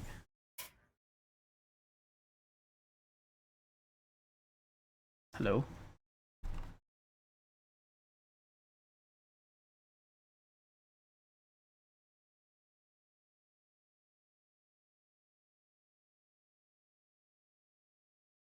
Oh, okay. My mic should be back, right? Hello? Yep. Cool. Yeah, I just had a blip where my microphone, where Discord switched my mic. I set the players off to start.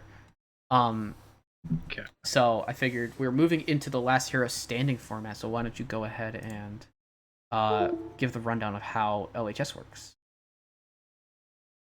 Yeah, so for Last Hero Standing, it's best of 5 for THL, and you each pick a class. If you win with the class, you get to stay on that class. Well, you have to stay on that class, and you keep playing it. And your opponent gets to swap out their deck and try and counter Q you. And the deck that they lost on, they can no longer play. And it's basically the last hero standing, just like it says. Whoever is the last hero standing or doesn't have any left, that's how the victor is decided. Yep. So we have the players in game. Going into our game 2. We have Mage versus the Warrior. So go ahead and put that up on screen.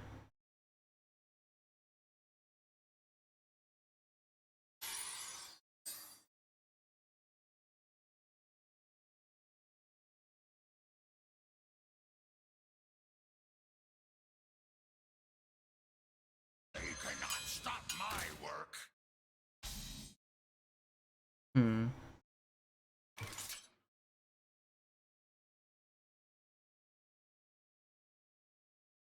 Not sure if it's visible on stream yet, but each player has a pretty powerful opening with Yeah, it is. It's on screen. Ganarg in the Warrior's hand and Incanter's Flow in the Mage hand. Those are two cards you definitely are interested in seeing in the early game. Yes, definitely. I'd like to see Lefty pass here, yeah. If you don't have the follow-up on turn 2, then there's not much point in coining out Incanter's Flow.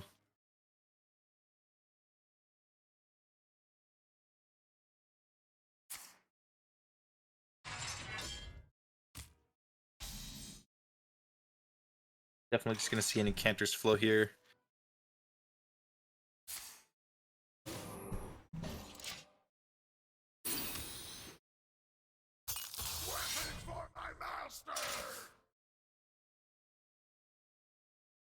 Athletic Studies picked up. Good draw. Didn't have a great turn 3 play. You don't want to be jamming Playmaker on turn 3 without any other rush minions. Yeah. Typically. So we'll probably see an Athletic Studies. But also just opt to get something on board. You're not guaranteed to get a playable minion from Athletic Studies. Might want to keep developing. If Lefty doesn't have the clear for the Playmaker, then ends up being a pretty good position. Yeah. Aren't even for this. Goes for the playmaker. Second flow. Wow. Yeah, can remove this playmaker with the combustion, and could even coin the flow if you want, or devolving first to see if you can get Yeah. a nice combustion. Does decide to devolve first. Right.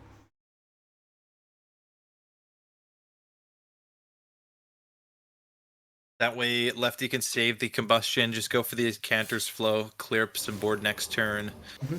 You can kind of make a read that Anfall doesn't have a great hand right now, considering he dropped the Playmaker on turn 3. Yeah. Do you see Athletic Studies gets Pearl Tusk, Overlord Runthak, and Kargath Blade Fist. Seems to be debating between the Fleet Hoof and Runthak, as he hasn't hovered over the Kargath yet. Does have his I'd own. like to see a Kargath. I think Kargath would be really nice here. It creates. It's just a 4/4 that you can play. Yeah, you can just play it, and it creates an awkward combustion. Takes the Runthak though instead. I'm not sure about having 2 Runthaks in hand is that necessary. I mean, it can create some big stuff later, but really, there's only ETC in hand and Troublemaker, and if the Mage. I mean, it might be something the Mage has to answer next turn, but if it gets played, that is. We've seen 5-mana Mask of Cthulhu in hand for lefty. Yeah, the Runthak pickup is just pretty awkward. Can't really do much with it. This Mhm. hand doesn't really benefit from a Runthak buff that much. I really like this play to coin the Mask and corrupt the Ring Toss.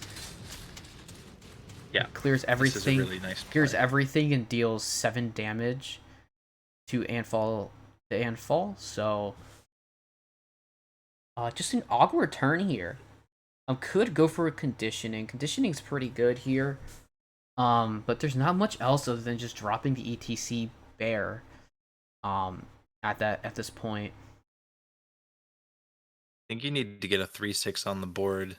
Yeah, I agree. just Really slow, not playing anything. Mm-hmm. That way they have to answer. This is going really slowly, Yeah.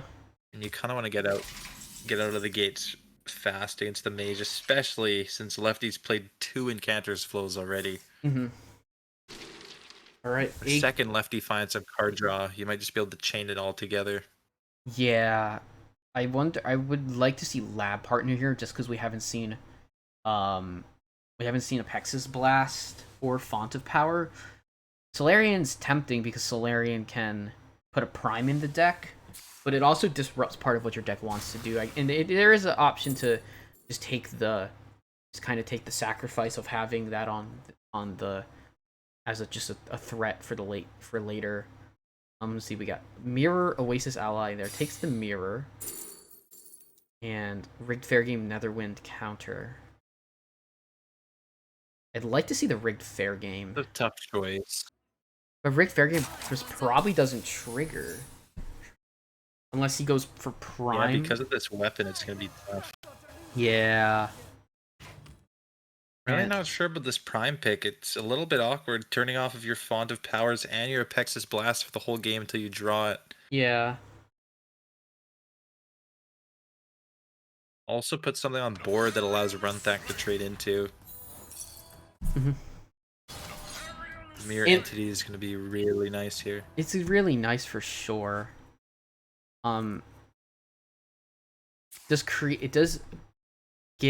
It does make Anfall have to choose what to swing into. Probably doesn't want to leave this 5/8 up. Yeah, and that would actually trigger the Rigged Fair Game at that point.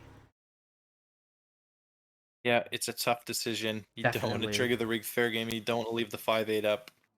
Mm-hmm. I think the worst thing that can happen is triggering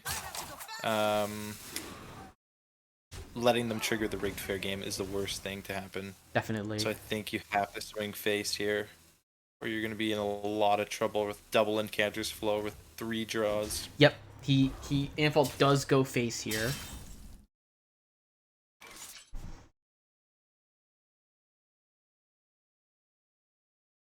The trouble here is you don't really have a great follow-up to connect face unless you play ETC next turn. Yeah. The rigged fair game's just going to go off next turn now that this 5-8's on the board and able to clear up the remaining minions. Mm-hmm. I think he probably used to go for Ice barrier. Very reasonable. I think ally's also pretty okay here because it'll eventually have to get attacked into.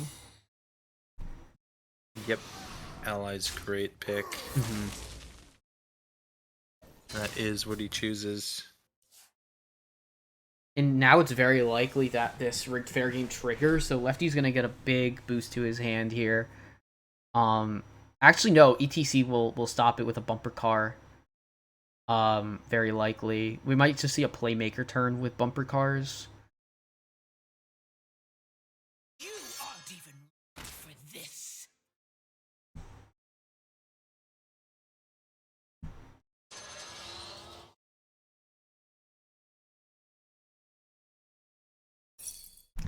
We'll trigger the ally here.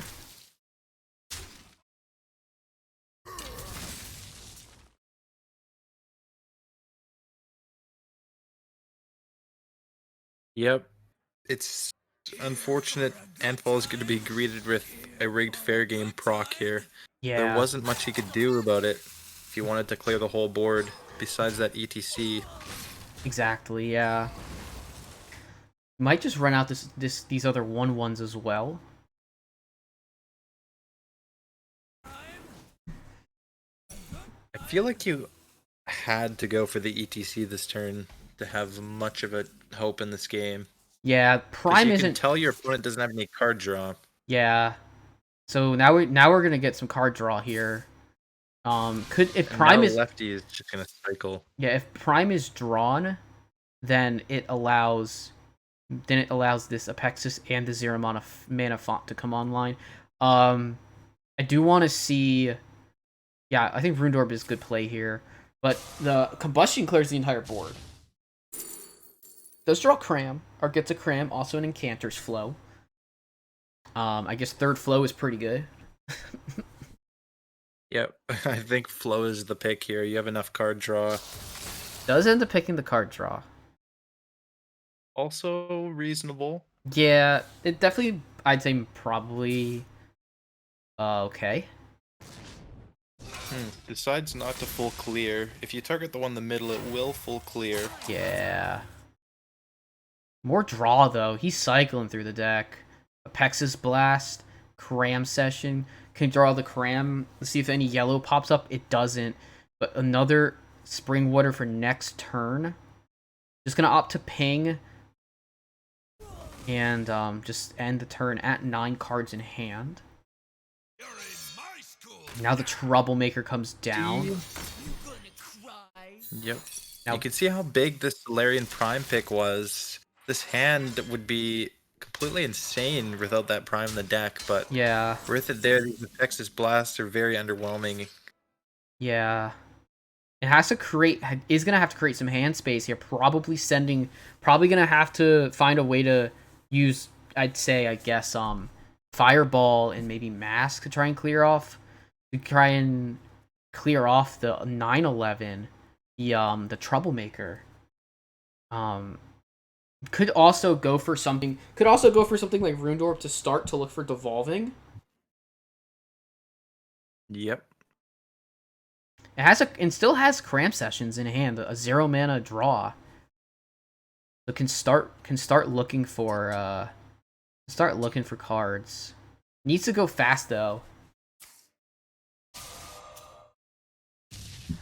Finds devolving, instantly snap picks it. I didn't even get to see the other options.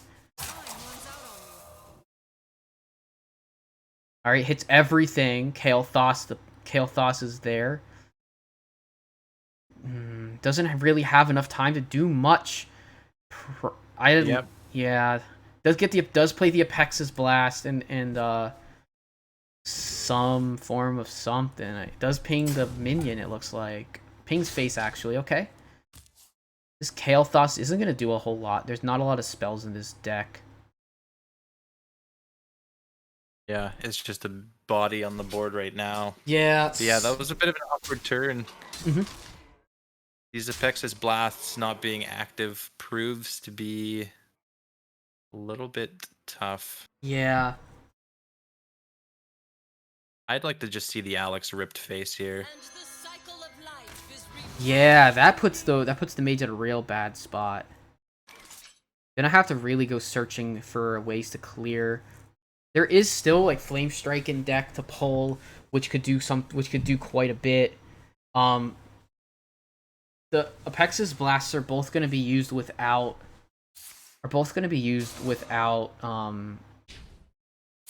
triggering for minions, which has to feel so bad. Now Yeah, we're gonna definitely. start seeing the draw come out now and look for something here. Does draw the prime, which There's is so Solarian Prime. all right. Drawing after spending all of your spells, not the best ordering. Could have got a minion off of this Apex's Blast, Yeah, but we'll see what Lefty comes up with here. I don't see it.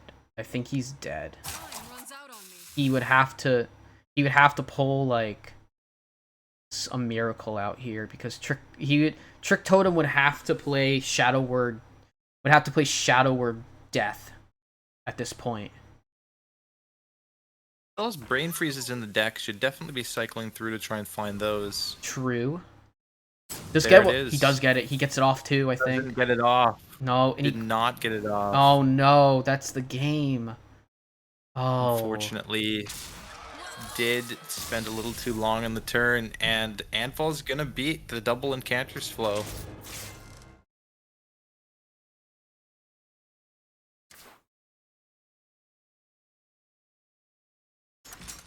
Tough match there, but yeah, we're gonna see Rush Warrior once again from Anfal.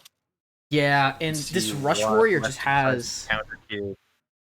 yeah, and this Rush Warrior just has a lot of nice matchups into Hunter and and Rogue. So let's see how this plays out in the end. I guess you would maybe see a Poison Rogue here and hope it gets there, because the Hunter is going to be could be pretty tough.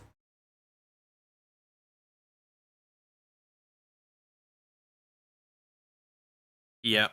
Mhm. It's gonna be a little bit awkward now to get through. We'll see what kind of rogue this is.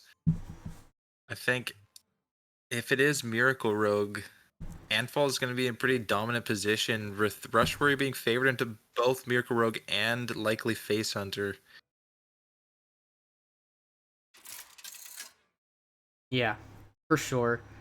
Anfal's in a good spot right now after winning with Rush Warrior. Yep. We can pretty much assume that Lefty's final deck is Miracle Rogue at this point, because Weapon Rogue would have been the deck to come out against Rush Warrior rather than a Hunter. Yeah, for sure. That's a very fair assessment.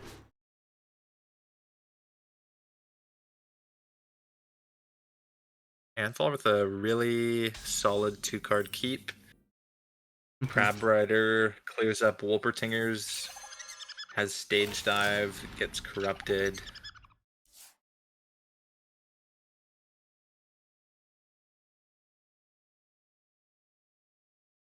Just gonna coin up the Crab Rider, Mm-hmm. looks like.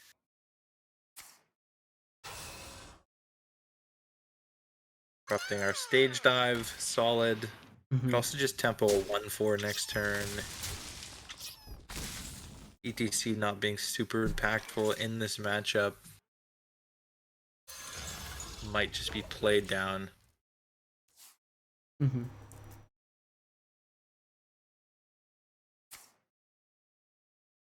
Gonna play Corrupted Stage Dive. Gets a Runthak, a buffed Runthak.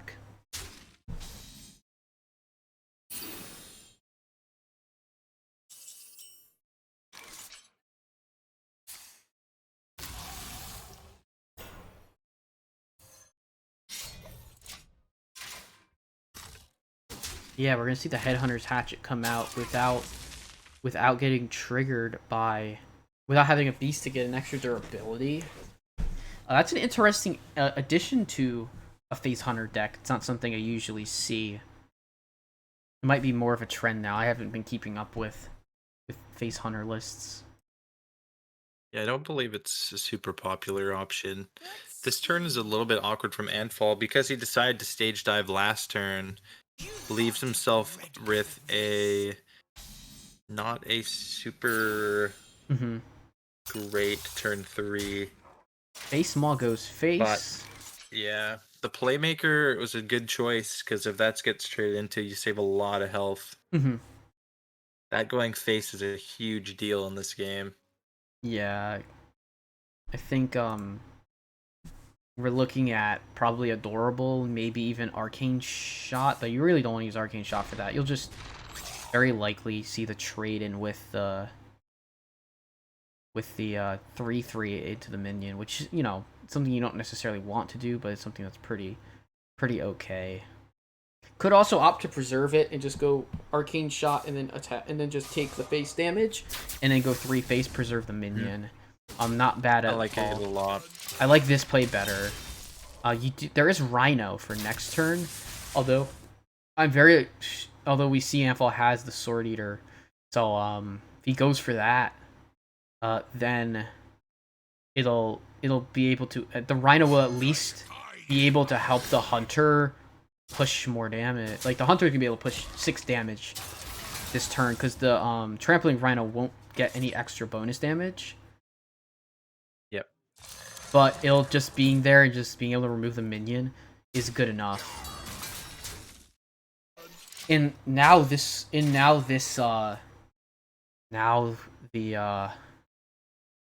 Warrior's in a spot where they don't really want to be. They have to I guess they can get a good chunk of clear, but they're still taking a lot of damage, which would almost force them to have to start using hero powers potentially to stave off hero powers from the Hunter. Yeah, this is going to be really tough to come back from now. Like, they will, like, being able to remove the 2 minions is great, but doesn't even get to remove the 5 attack. Not sure why we're not attacking. I'm not for sure about 5-3 that. There's definitely now an opportunity for, because you're going to take the damage anyways. yeah. The 5 attack. It's going to be really tough. Antfall is only out is really hero powering every turn and then finding Alex to stabilize at some point. If he can even last that long. And now Lefty just gets a nice board out. Really, like, Samuro, yeah, he's gonna debate Kolkar and plays it, and actually does play it out, which is nice. Really, Samuro, the taunt is also pretty nice. It does prevent Lefty from winning without going over the top here. But also just having like a slightly buffed Crab Rider to remove stuff is pretty nice as well. But like you said, it's just gonna come down to having to stabilize with hero powers to stave off the Hunter hero power.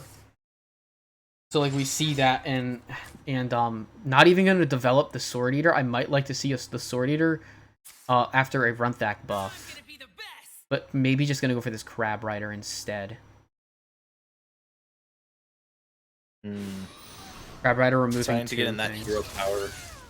Yeah, the hero power was nice. So now it comes down to damage over the top, and Warsong Wrangler can draw Rhino here.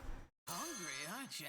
Yeah, the next Rhino pickup might just be ending this game here. Yeah, This 5/8 does block a decent amount of it though. That's true. The He 5/8 does play his Sword Eater. The game's not over yet. No, it's not. But yeah, he would just have to Sword Eater hero power. Or actually, the game is over here. Yeah, it should just be over, right? Because he just goes straight trades. Yeah, trade with the trampling. Yeah. Yeah, that's game. He gets the 1 damage from the trampling, and the hero power will deal the last 2. Yeah, let's see if Lefty sees it though. It's not. Oh, Wound Prey also just gets there anyways. Wound Prey just with a hero power is the easy way to do it. Yep. So we're So- gonna have a series here. Yeah, Hunter gets through. Likely now to see a I would gonna take a stab with Priest being available that we see the Priest or the Paladin from Anfall. Probably the Priest if he wants to have a good chance against a potential Miracle, but who knows? Letty could read Poison Rogue, which certain variants of Priests don't do well against. There are some that are fine, but yeah, we do have a series now with the Warrior having lost. Yep. Priest very likely to come down here. Priest is insanely favored against Hunter. Mm-hmm. So that counter Q is probably going to work out really nicely for Anfall. Yeah.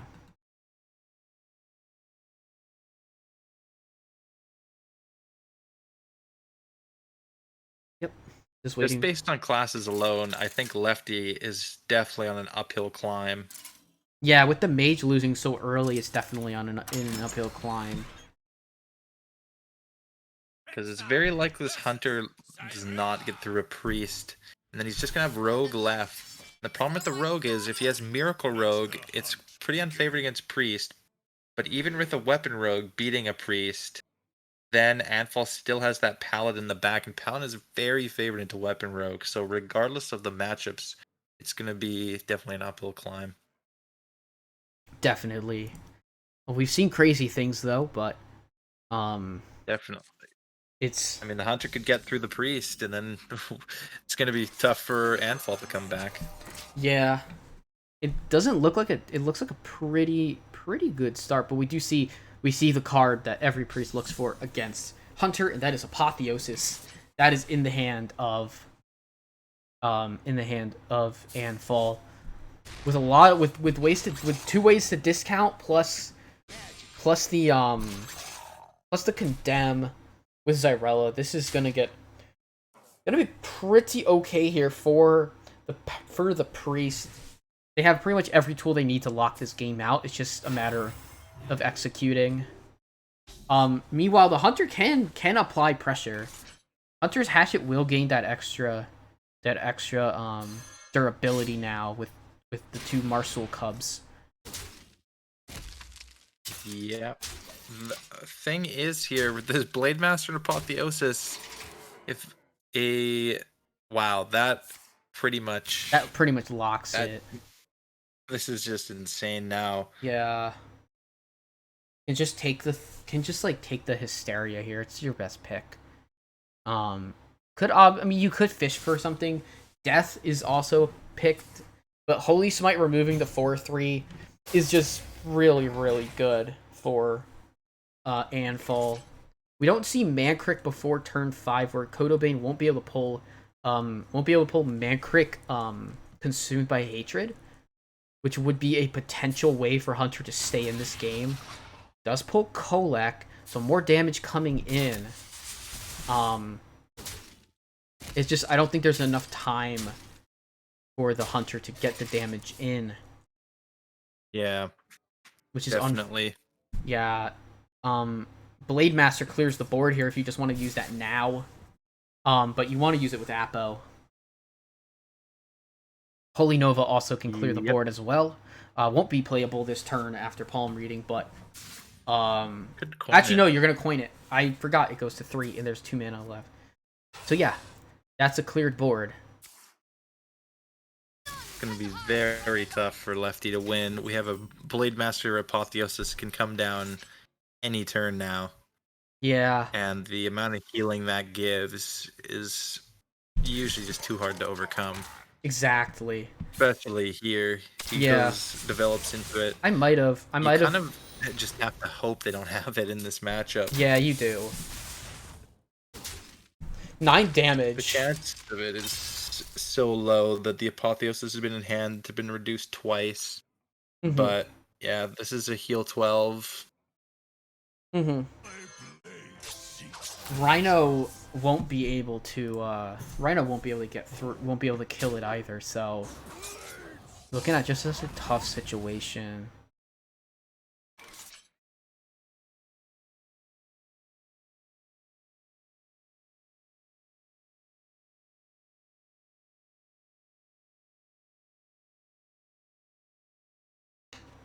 Yeah, I am not sure how Lefty comes back here. I personally am not either. It's unfortunate. I've played this matchup a lot, like over time. Like over the last couple of expansions, I guess, or over the last couple of months. And these types of plays, like I've been on the priest side and I've been on the hunter side, and every time I made a play with Samuro or had a Samuro played against me, it's just over because there's no like I have to completely regain. I have to remove the minion completely, and then I have to start just from the back foot completely. Essentially, it's very rough, and it's very rough to do. Especially if like something like a light shower comes out. Now we see the sleepy dragon offered. That would be also be very, very strong in a couple of turns here. Yeah. Yeah, I think the play for Lefty here might just be to go to the next game. It's pretty much out of reach when the priest gets that Blade Master down.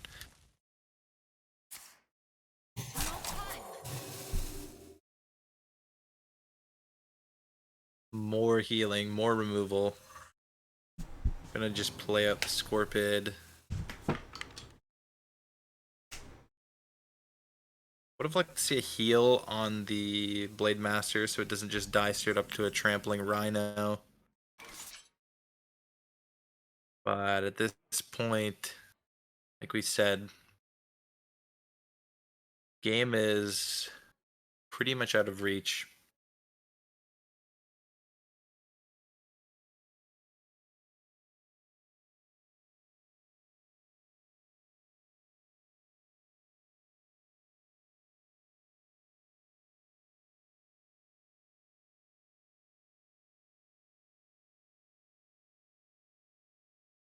See what Lefty goes for here. Probably just gets a trampling Rhino down the board. Okay, gonna opt the piercing shot. Even just stopping a little bit of healing can make a difference. And that trampling Rhino can later come down. Try and hit through maybe the Scorpid, deal a little bit of face damage. But he's going to be greeted by a Sleepy Dragon next turn, and that is going to lock up the game. Yeah, Sleepy Dragons, just big 412 taunt. Piercing shot can't get through it. So it's just gonna depend on how long Lefty wants to play the game. Obviously, like if he wants to keep going, that's perfectly fine. I think we might just see a concede here when the Sleepy Dragon drops. Yeah, for sure. I mean, it's possible. It's something that could happen.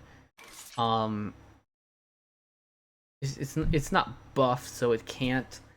So even with double quick shot into the minion, it wouldn't do anything. And at this point, the priest just has full control. An Apo draw here, I think that's if it wasn't game already, it's definitely game now.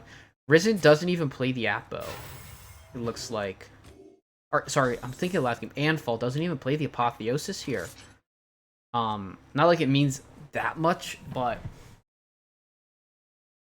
Yeah, I think getting it down was the play, but yeah. at this point, I don't really know what Lefty can do to come back. Try and make a Kolkar play to get through this 412, but he's going to be throwing all of his burn damage into the Sleepy Dragon. Yeah. Where his opponent's still going to be almost full health. Yeah. Hunter beating Priest just very, very difficult. They need to not have the clears. Yeah. Essentially, Priest has to brick very hard for Hunter to get there, or Hunter has to have an insane curve. But at this point, I think now Apotheosis will come down, probably remove the Kolkar, and that'll be really tough to deal with. We're gonna send it face at least. Yeah. All the damage going face. Gonna be greeted by an Apotheosis Yeah, and a Condemn or definitely. a Plague or literally anything at this point. Yeah, I think we'll just see the condemn. I condemn you all! Condemn Apotheosis, and heal face, and then drop, or yeah, just drop the ogre. It doesn't even need to Concede, heal. I'm sure. Yeah, he Yeah. well played, I believe. Yeah. Yep. Yep. The Game Hunter- 3 to Anfall. Yeah. Anfall does. Priest versus Rogue, right? Yeah, that is our last matchup.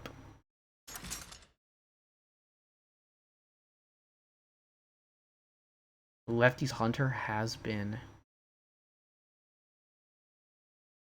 See if it's a Miracle Rogue or a Poison Rogue. Poison Rogue would be the better matchup for sure into the Priest. But Yeah. we did see an Ogremancer in the Priest list, so that could be a factor if it is a Poison Rogue. Yeah. But just based on how Lefty's been queuing, I'm going to guess it is Miracle. We'll see, though. Yeah. We'll see. Looks like it's a Secret Rogue. See Oh, an ambush really? in Lefty's hand. For the light. That's interesting. That's also why. That's another deck that hates Rush Warrior. Yeah, that's actually... This is a really. pretty big. This is a pretty nice bring. Secret Rogue. So I've played a decent chunk of Secret Rogue when this expansion started, and Mhm. it could get through Priest and Paladin. So it's not over. Yeah, if Lefty was going to have a chance, definitely Secret Rogue was the best thing to have in your lineup. Yeah, some super good prep from his team, to help, especially coming in as a sub.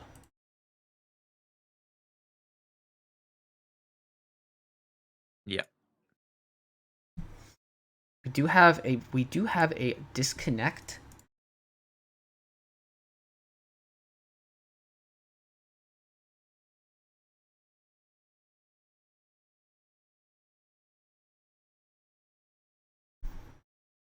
So sure. So I guess we can go over Secret Rogue versus Priest. Essentially, the way that Rogue wins this is because a lot of Secret Rogues also have Tenwu Alex. It just doesn't have like certain very specific parts of of what a Miracle Rogue has. Where it's gonna rely heavily on maybe getting a Hanar off or something like that.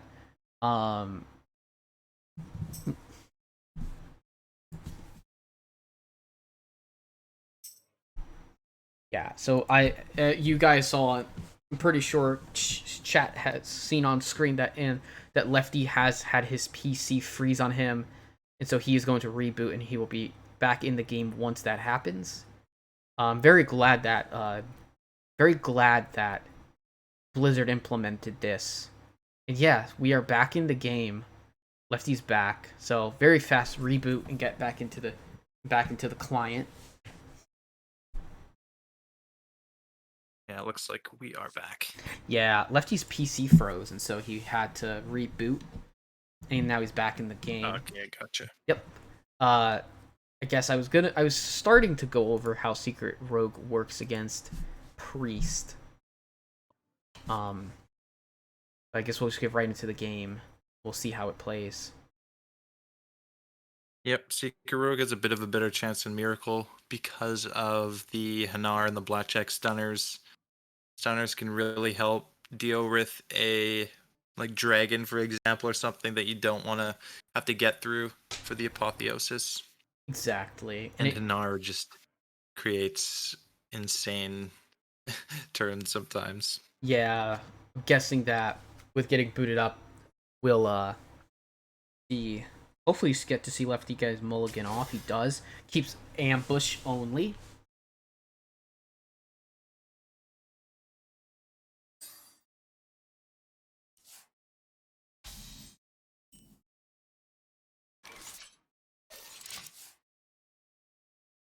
I wonder if he runs Sparkjoy cheats in his deck with Bamboozle, perhaps. That's also something that this deck has options to do.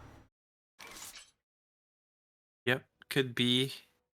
We see the double field contact, so maybe no cheats. Yeah, that would be my Usually it's guess. one or the other. Sumless combined, but My guess is there is no. My guess is from here on there's no Sparkjoys, which means very likely just ambush and dirty tricks for secrets. yeah. Yep. Definitely the palm reading here. Nobody plays plagiarize, so it's not really a worry. Holy Nova is a great find. Mm-hmm. Miracle Rogue type decks create wide boards pretty often on a field contact turn, so I'd be very interested in picking it. Take It's for Spirit. the Auspicious Spirits. Just Yeah. gonna corrupt that with the Ogre and just try and play for board, it looks like. Also a reasonable option. Yeah. There isn't a whole lot for Lefty to do right now. He doesn't have a Gnar kind of pop to at least start flowing, getting some secrets flowing.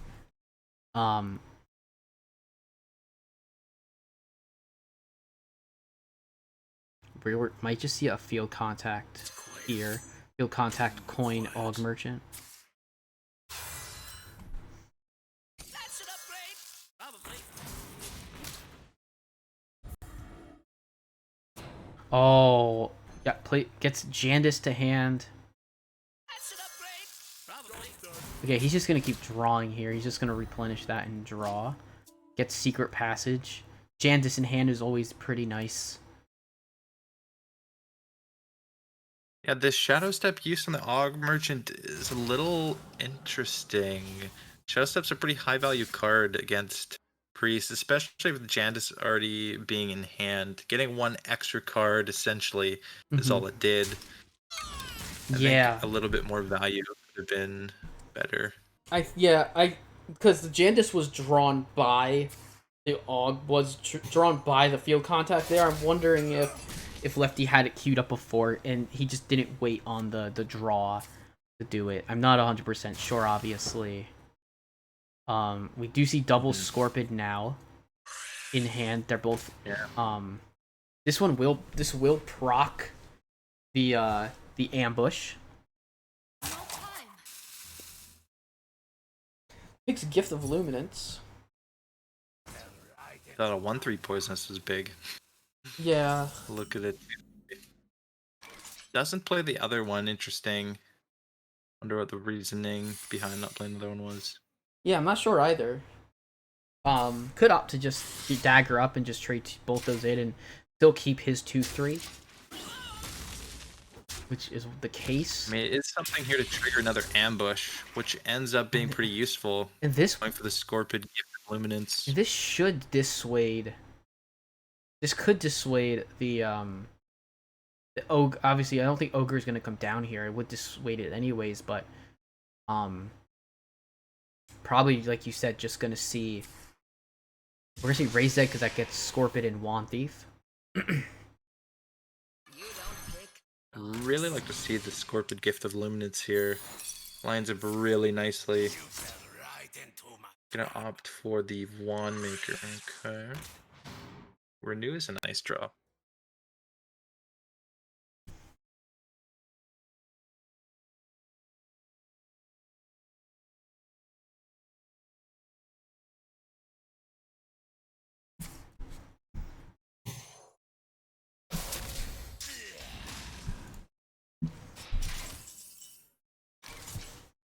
Okay, prize player picked up for Lefty. Could go for a field contact. It really doesn't do much. Yeah. I think the only play is pass or play a secret passage. Agreed. I think I'd like to see Wicked Stab as well. the Wicked Stab. I'd like to see Passage, I think, because you do have something next turn. So you want to hold your you can hold your resources and just look through your deck. Yeah, I definitely agree. Secret passage looks pretty enticing here. We have the field contact to reload anyways, so if we hit something like a swindle, we can reload our hand a bit. The field contact here is very low impact. Um, Drawing a few more cards with it is definitely ideal. And wicked stabs are also pretty important They are for in the sure. matchup.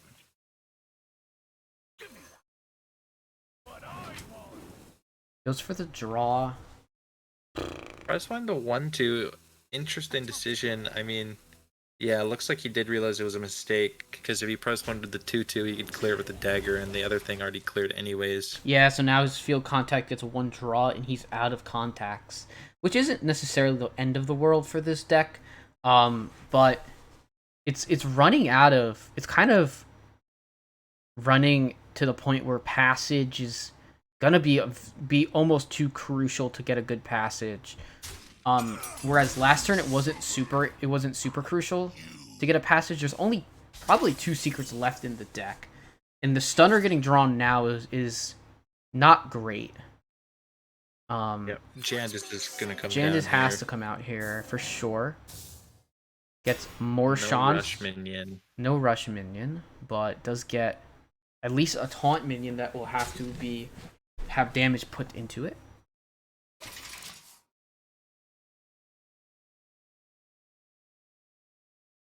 But we Clear see up a lot of the board with Renew Condemn is and big. Cyrilla, Yeah. but opting to go for Condemn. I think there's still a case to go Renew Zyrella here. Yep. Could clear out the full board. You do that, you don't have a board clear anymore in hand, but you are quite ahead on board, and having that ogre still there is really awkward because any kind of draw with secret passage is going to be summoning 2/2s. Exactly. The best draw here for lefty is probably Dirty Tricks, because it allows Stunner to put the ogre back in hand. And 6 mana ogre, while still pretty good, is not as good as 5 mana ogre. Gonna take the palm reading. No time. I'm gonna go Gift of Luminance. So now there's gonna be 2 ogres, and that's very, very tricky for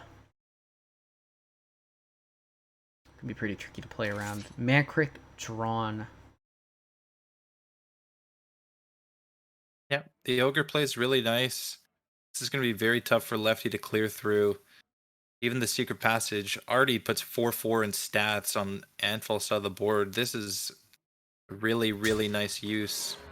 Gonna have to deal with that one first before going for a secret passage, if he even goes for it. It looks like he's just gonna Mankrik, take it slower. Yeah, Maybe try and find a secret off the top next turn to Stunner.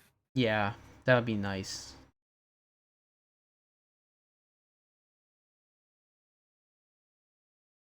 Likely gonna lead with a palm reading or a Scorpid.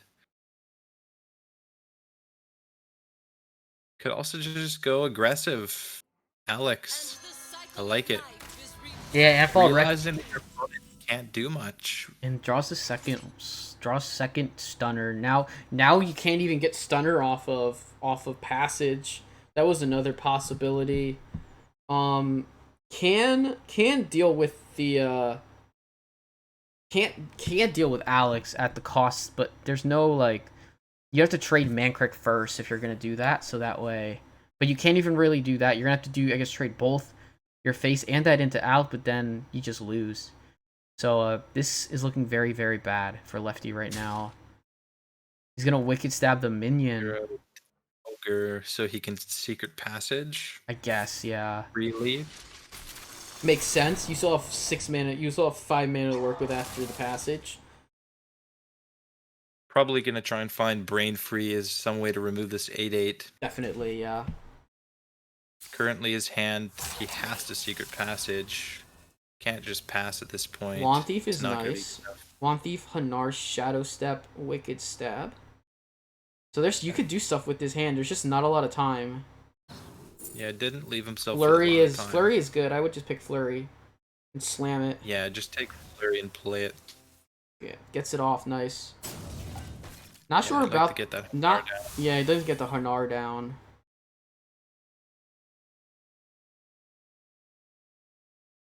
Yeah, didn't leave himself a lot of time for that play. Could have got a Shadow Step on the Wand Thief for an For extra spell, For or the sure. Man Crick or something like that. Yeah, But does get it. manage to stay alive. Does get another Gift of Luminance here.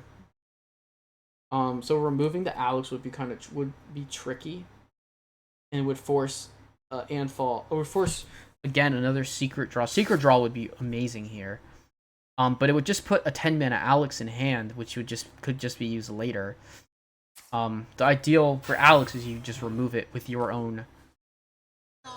Is you just remove it, and now where Lefty probably just has to Alex the opponent's Alex Straza. Because there's no way you can't Alex face, so you have your face or the opponent, so you have to remove the 8/8 on board. Just unfortunate draws. Yeah. Yeah, these double stunners with no secret is very awkward for Lefty. Mm-hmm. Wow, Sethic picked up with Gift of Luminance and Apotheosis in hand. This is gonna get wild. Dang. Yeah. Who could have potentially found Sting. Could have found Alex. Scorpion. Could have maybe found. It wouldn't have been lethal, but Alex would have been quite the interesting bring back. But doesn't find it. Second Raise Dead, Idol of Yashiraj, or Flash Heal.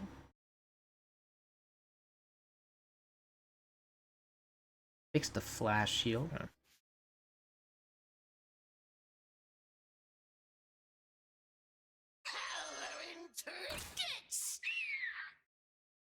Gonna make a Sethic play, fill up the hand with spells. Mm-hmm. Another Auspicious. Anfall's just generating so many resources at this point. This game just looks completely out of reach for Lefty. Yeah, and he's just gonna ignore the Alex because there's very specific things, and he doesn't find anything. He just finds gonna have to go for the Tenwu play here probably. Just to stay alive.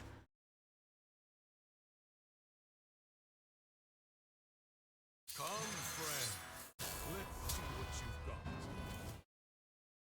Yep, this is looking all but It's all but over at this point. yeah. We'll be able to remove the 1/3 at least. But I don't know how much buffing can actually happen this turn. Probably can just look for enough buff to win here. Double Sethic in hand is gonna be pretty good, and even teched for a weapon rogue with an ooze. So Yep. If this Scorpion finds any 2 damage buff, that will be the game. we're gonna go for Apo because it will create 2 spells. Power Word, Feast, or any buff does obviously create a win. That's Desperate Prayer, something you just don't want to see. Scorpid does not find a buff. Yeah, nothing yet. Yeah. We're gonna have to transition to try and clear the board a little bit. Yeah. Could go for... No, Raised Dead can't do anything, so Spirits might be able to find something potentially for clearing the board. Finds Druid of the Plains! Huge! Wow, that is a nice find. Yeah.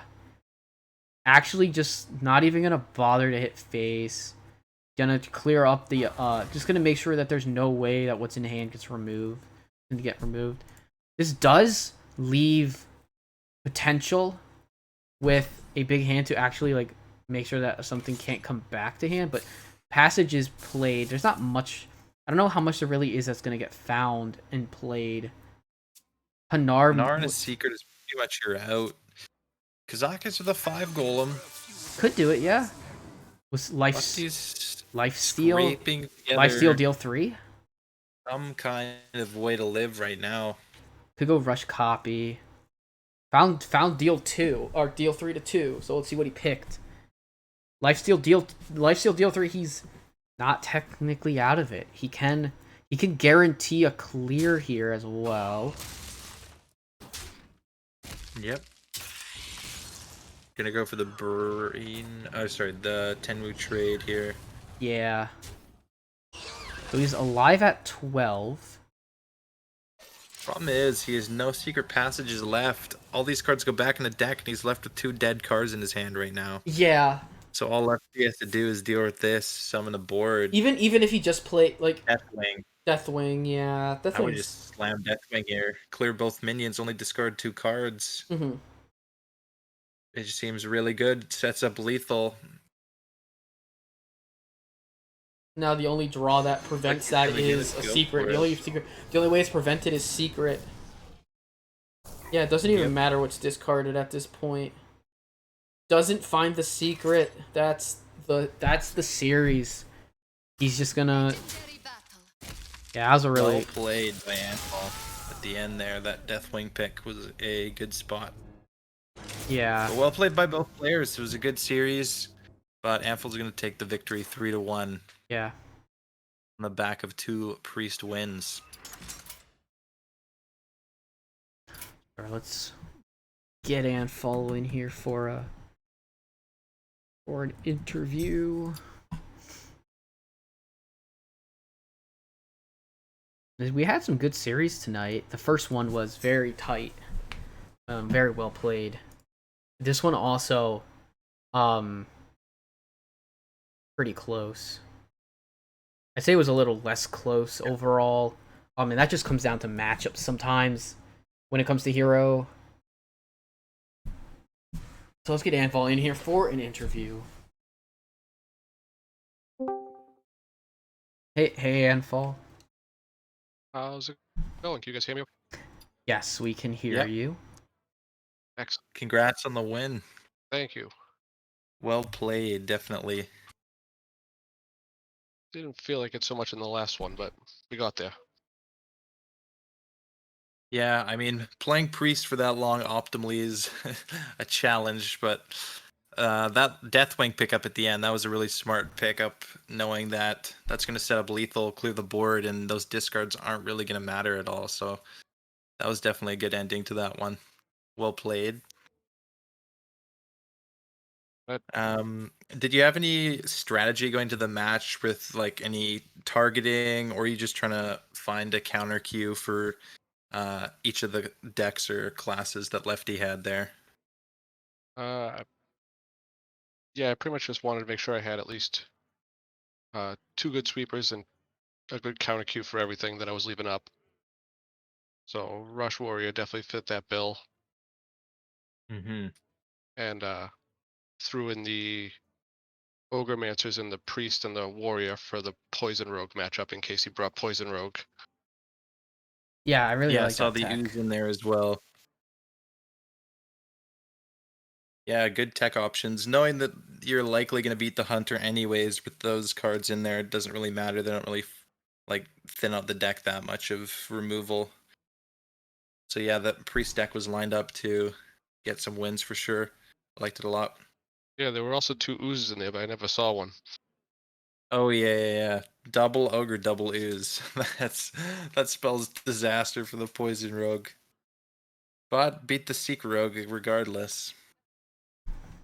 Yeah, that was the one I was most worried about too. Yeah, in the end there, if he had the poison rogue, then I mean you have a really good priest deck to beat it and a paladin deck, which is favored into poison. So secret was the best chance for him to get through, but couldn't find it there in the end. And also managed to beat that double Incanters Flow Mage. That was definitely impressive. Thought that one was gonna get out of reach pretty quickly with double flow, but he managed to Yeah, find my hand was out. kind of clunky to start too. It was Yeah, it was definitely clunky. It had like double run thack in there. Didn't have a great start, but pieced it together and definitely worked out well. a warrior did warrior things. Yeah, it really did. Well, congrats on the win. Fish, you got any other questions for Anfall here? No. I mean, I was wondering about the techs, and obviously it was aimed towards Poison Rogue. It did really well also did well enough against the Secret Rogue, like we saw. I don't really have any other further questions, but just thanks for coming on stream. Oh Oh yeah, no Obviously. problem. As long as Dunder's not casting, I'm allowed to play on Salty Saturday. Nice. Cool. So yeah, and Yeah, obviously you're thanks for the match. It was a fun one to cast. definitely, it was fun. Yeah, and it looks like your team's very, very close to taking a week win. I think you need one more point, so that's Yeah, pretty one more good for point. the We're guaranteed at least a tie. yes, for sure. Yeah, that's gonna do it for Salty Saturday this week. Obviously, thanks to Anfall, Lefty, Mojo Powell, and Risen for coming on stream and playing. Thank you, Neji, for stepping in and casting. It was a blast. And Yeah, for sure. I really enjoyed it. yeah, and tomorrow we're gonna have. I am not 100% sure about Sunday Schoolstone, but I know there's gonna be Sunday Showdown, so tune in tomorrow for those. And until then, have a great night and stay safe. We'll see you then.